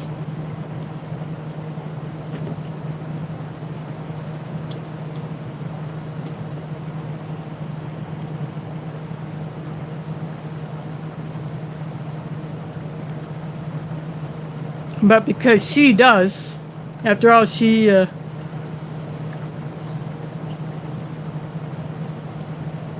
10 now, but she can still scamper over the rocks and go down and free up someone else's line.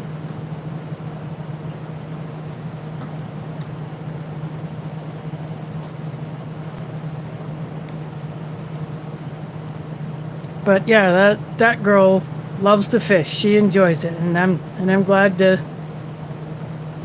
she does enjoy it.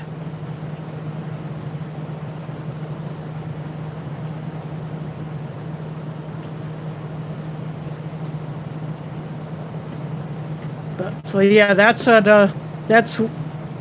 will be my next trip, is with the family, either at the sometime next month or in August, or maybe as months run into each other.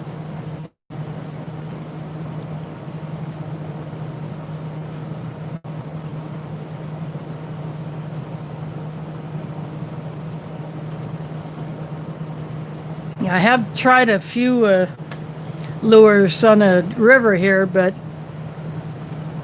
because I kept getting snagged up and losing them, I just stopped using those types of lures.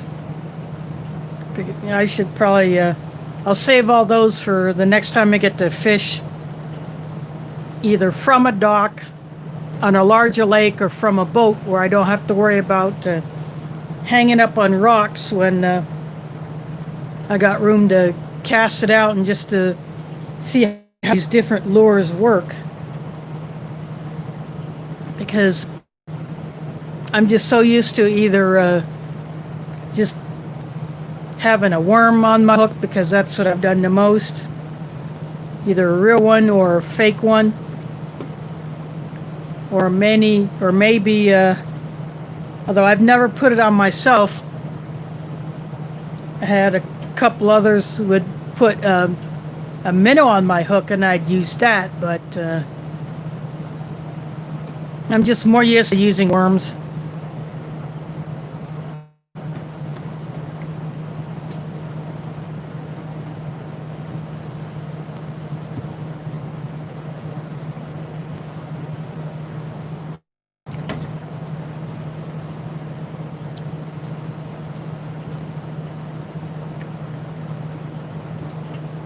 So depending on when we do leave here, there may be a Sunday where I will not have a stream because I'm obviously not going to be taking a ration with me. Because who needs a ration when you're going to have fresh meat to cook over the fire or on the camp stove if it's raining? One of my sisters brings a Coleman stove, and we'll do some of our cooking on that.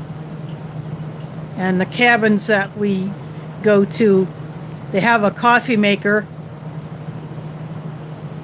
and then we might bring an additional one to either just use for hot water, but yeah, these cabins are pretty nice.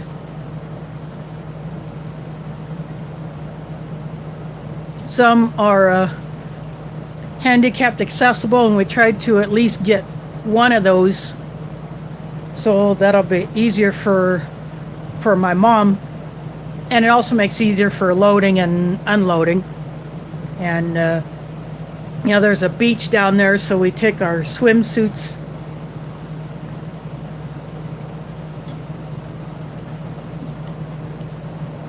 So one day or more, just depends on what the weather's like, and just what we feel like doing.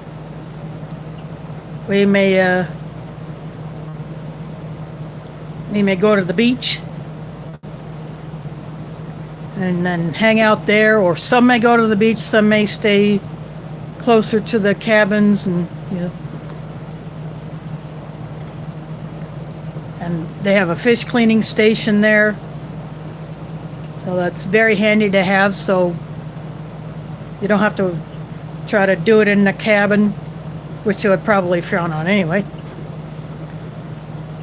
But those cabins are really, really nice, and they have added to those since we were there last year.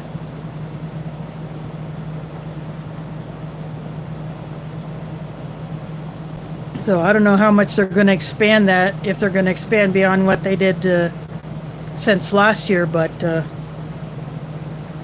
new cabins can hold up to 12, whereas the ones that we have been using, they're classified as 6.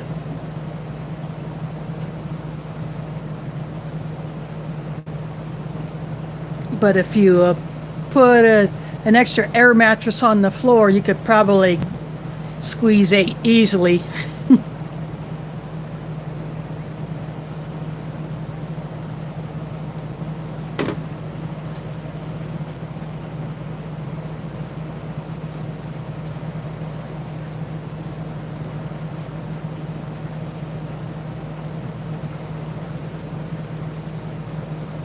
As far as a fall trip, I don't know if I will go anywhere in the fall. That all depends on who is going and whether or not there will be room to give me a ride, because even where I was at this past weekend, I can't get out there by city bus. It's out towards the other side of the county, past Altoona, the suburb of Altoona. So beyond that, city buses only go so far into the suburbs, and of course that doesn't work for me.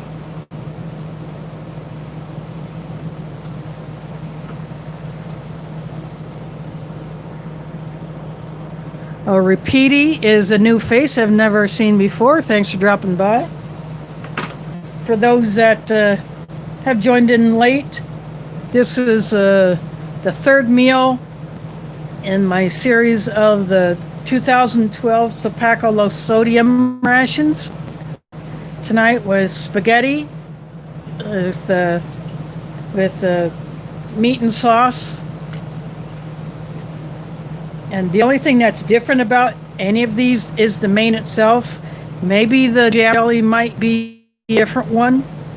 It might be grape and strawberry, or grape and apple, or strawberry and apple, strawberry, apple and grape, just, or whatever. They threw two jellies in instead of a peanut butter. So, no, I don't know why they don't put any kind of a drink mix in there. I mean, coffee or tea doesn't have sodium in it. So why they would not put that in there, I don't know. I guess they only expect people who are given these rations as an emergency meal to just drink water. So I get into my stash of drinks and grab out what I feel like. And they always have a Tootsie Roll. They always have two compressed Pop-Tarts, which are so fused together you can't even separate them. So you basically eat it as if it was one. You can see how tight that is.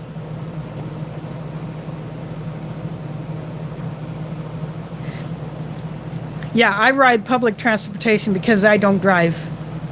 I've never been able or allowed to drive and never will. And personally, that's the way I like it. It does have its drawbacks.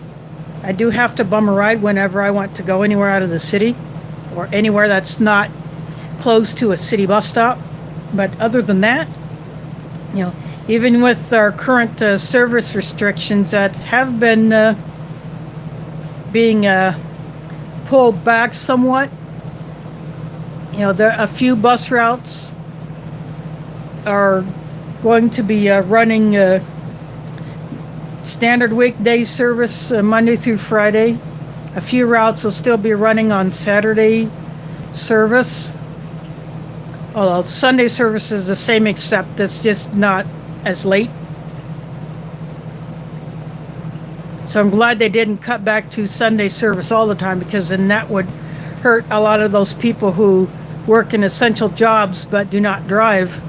They would not be able to get home from work after shift end, or they would not be able to get to their job unless they cab it or call an Uber or a Lyft.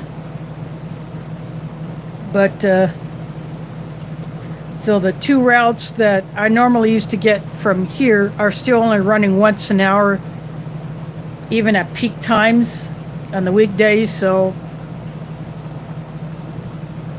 I do have to make sure that I'm at the stop that I normally use at a particular time, so I can catch the bus, so I can either be in time for another bus if I have to change buses, or I just walk to wherever I need to go. There's another bus that I use that will still have free rides even after the DART starts collecting fares on Wednesday, because right now all rides on all buses are free, because people have been going in through the back door unless you're disabled or you can't go through the back door. But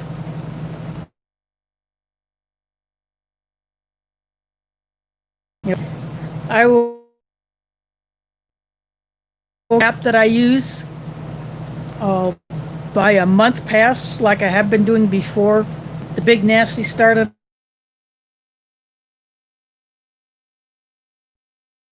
Plan.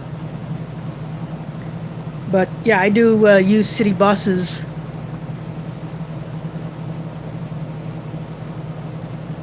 Yeah, I have lived in small towns before. I haven't been a city slicker all of my life. And I have lived in towns of different sizes I mean, Omaha was where I was born,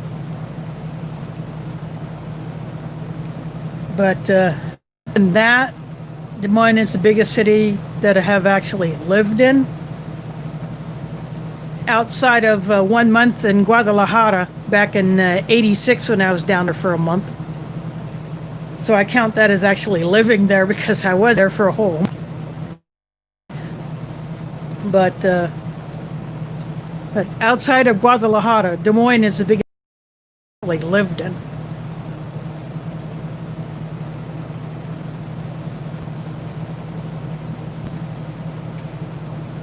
But for someone who would never be allowed to drive for whatever, if it's a physical reason or if it's, say, someone who has epilepsy may never be allowed to drive, although that might have changed since I've known about this rule that has existed in the past.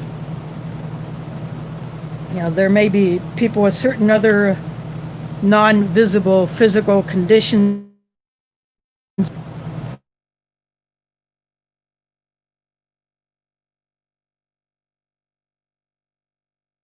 for transportation or have access to regular drivers in order to get where they need to be, or they need to live within walking distance of everywhere they go. You can't always get that in a small town. Small towns, I have lived outside of town, but at least as far as, not having to rely on someone else to take me every single place that I need to go. I have chosen to live in a city, but if I can get out to go do something, and I have 2 sets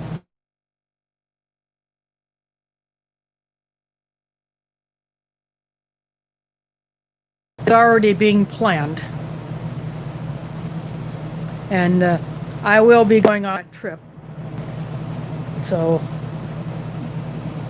but the details of that are being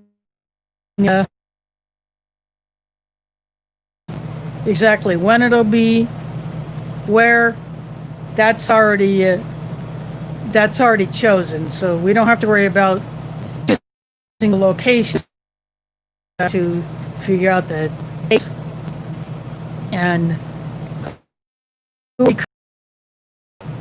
what we'll be doing. And of course, some of that will depend on the weather. But I would like to get out and actually hang my hammock during the summer and test out my bug net that I have to go with it.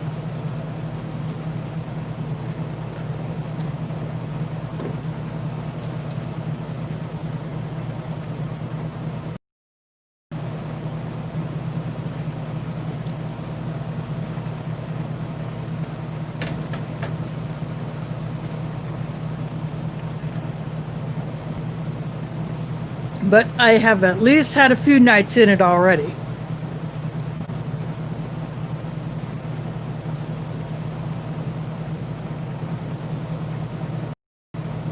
The spaghetti, it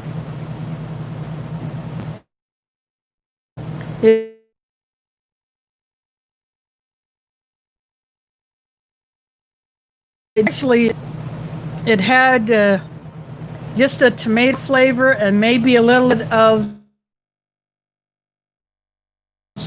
I think even adding pepper wouldn't have been enough.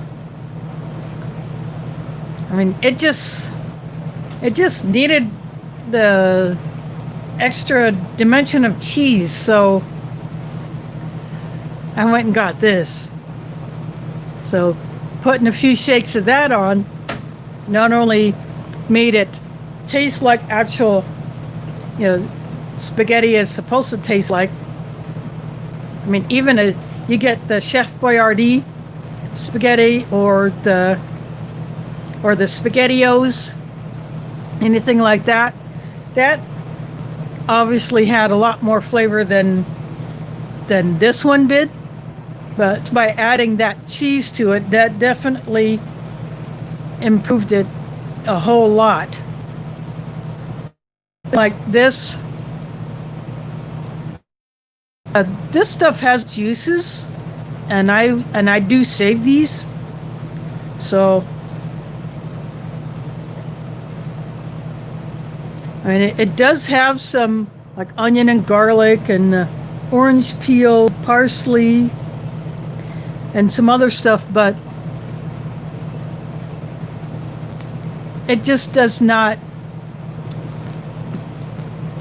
have the rest of what you might think a good spaghetti sauce would have.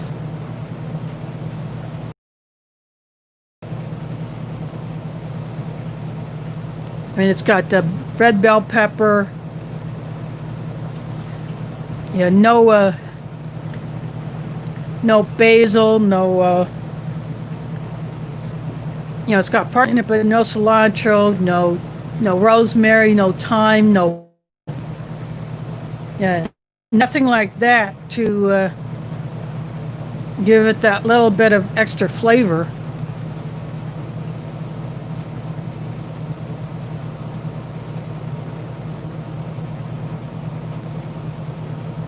I have seen that with people doing the flashlights around a bottle, or you put a lantern behind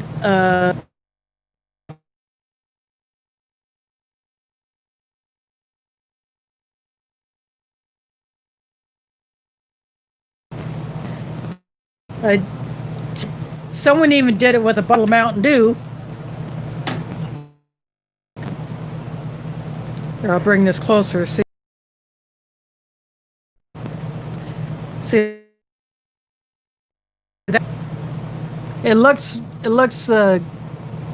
almost white on camera, but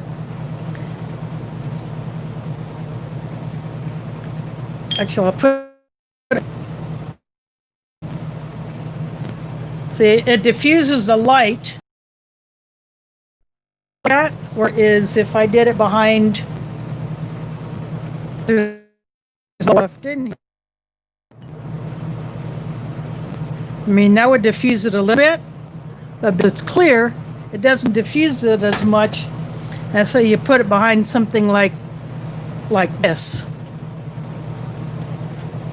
Just yeah, I have of people doing that with different bottles, but yeah, that's a hack you can do if you want to spread your light around the space,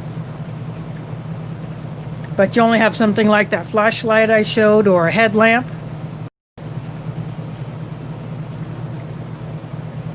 Or you could bounce light off of mirrors. You put a light in a room and then strategically place a couple of mirrors to bounce that light around. It makes it look even brighter because you're reflecting that light off those mirrors and bouncing it around, so it looks a lot brighter, or there's more light than there actually is.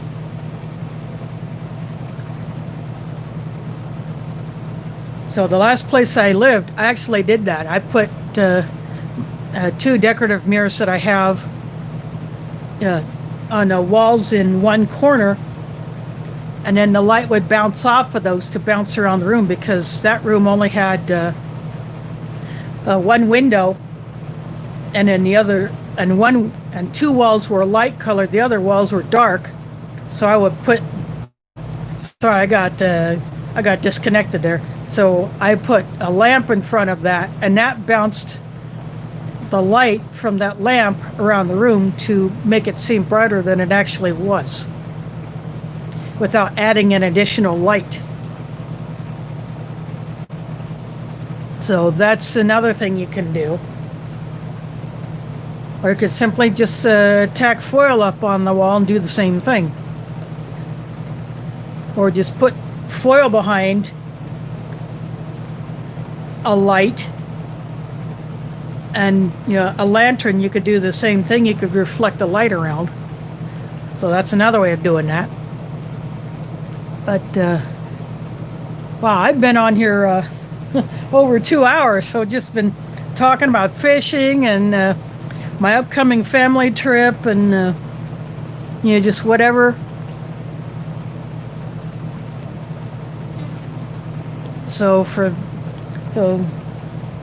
And with these meals, since I'm only doing 6 out of the 14 because a lot of them are duplicates, I'm switching off between the vegetarian ones and the ones that have meat. So next week will be a vegetarian one. And then the week after that will be the third one that has meat in it, the ravioli. So the first one was chili mac. Last week was the cheese tortellini. Tonight was the spaghetti. And so next Sunday, I will probably go for another one of the pasta with vegetables, the same one that I used for a recipe that I did for the Minotaur Trading Company Ration cooking contest. But because I added stuff to that, I changed it completely as far as flavor profile. So I think I'll just go ahead and just have that one as I did tonight. Just heat it up, not add anything to it.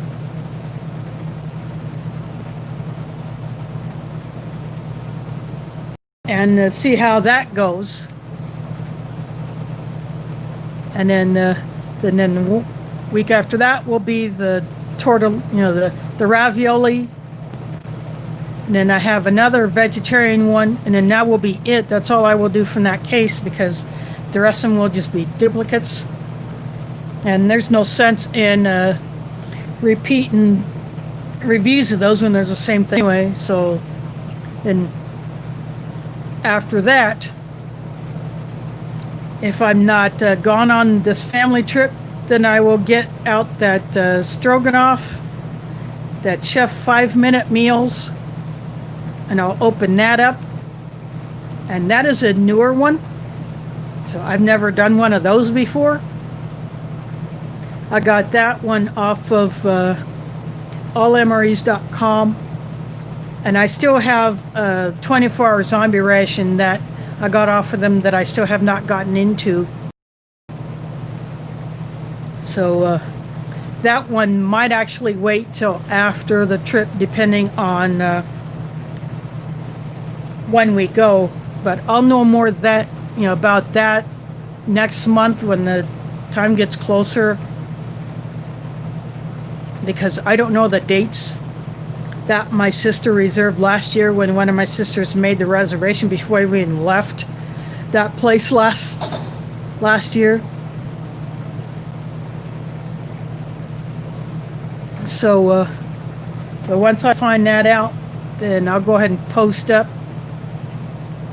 the dates that I'll be gone. And so there may not be a review that a Sunday during that time. It all depends on what day we leave, when we get back, or if I do get back on a Sunday, how early I get back. If I'm back early enough, then I'll go ahead and come online for a stream, just like I did this past Sunday. I knew I would be leaving camp early enough in the day where I'll be able to just have enough time to chill and just spend some time with the cat before coming on. So that's why I was able to get off a stream last Sunday, because I had plenty of time between the time I got back and the time I went live. So, but I think I'm going to go ahead and call this one good. I'll just go ahead and finish off this. I'll finish my tea and my drink and my Tootsie Roll. And I just generally suck these down, because because I figure why not. But I'm going to go ahead and hand this off to YouTube to process. I'll put my cheese back, the next use. And I do thank you all for watching. And again, thanks to Art from foreignamory.com for dropping that super chat. So that is one way that people can donate to my channel to help keep these videos coming. Either I use the money I get to buy gear or buy rations, or to do whatever it takes to keep these videos coming, to improve them. So that's what I'll come up with in the meantime. So thanks for watching, and catch you on the flip side.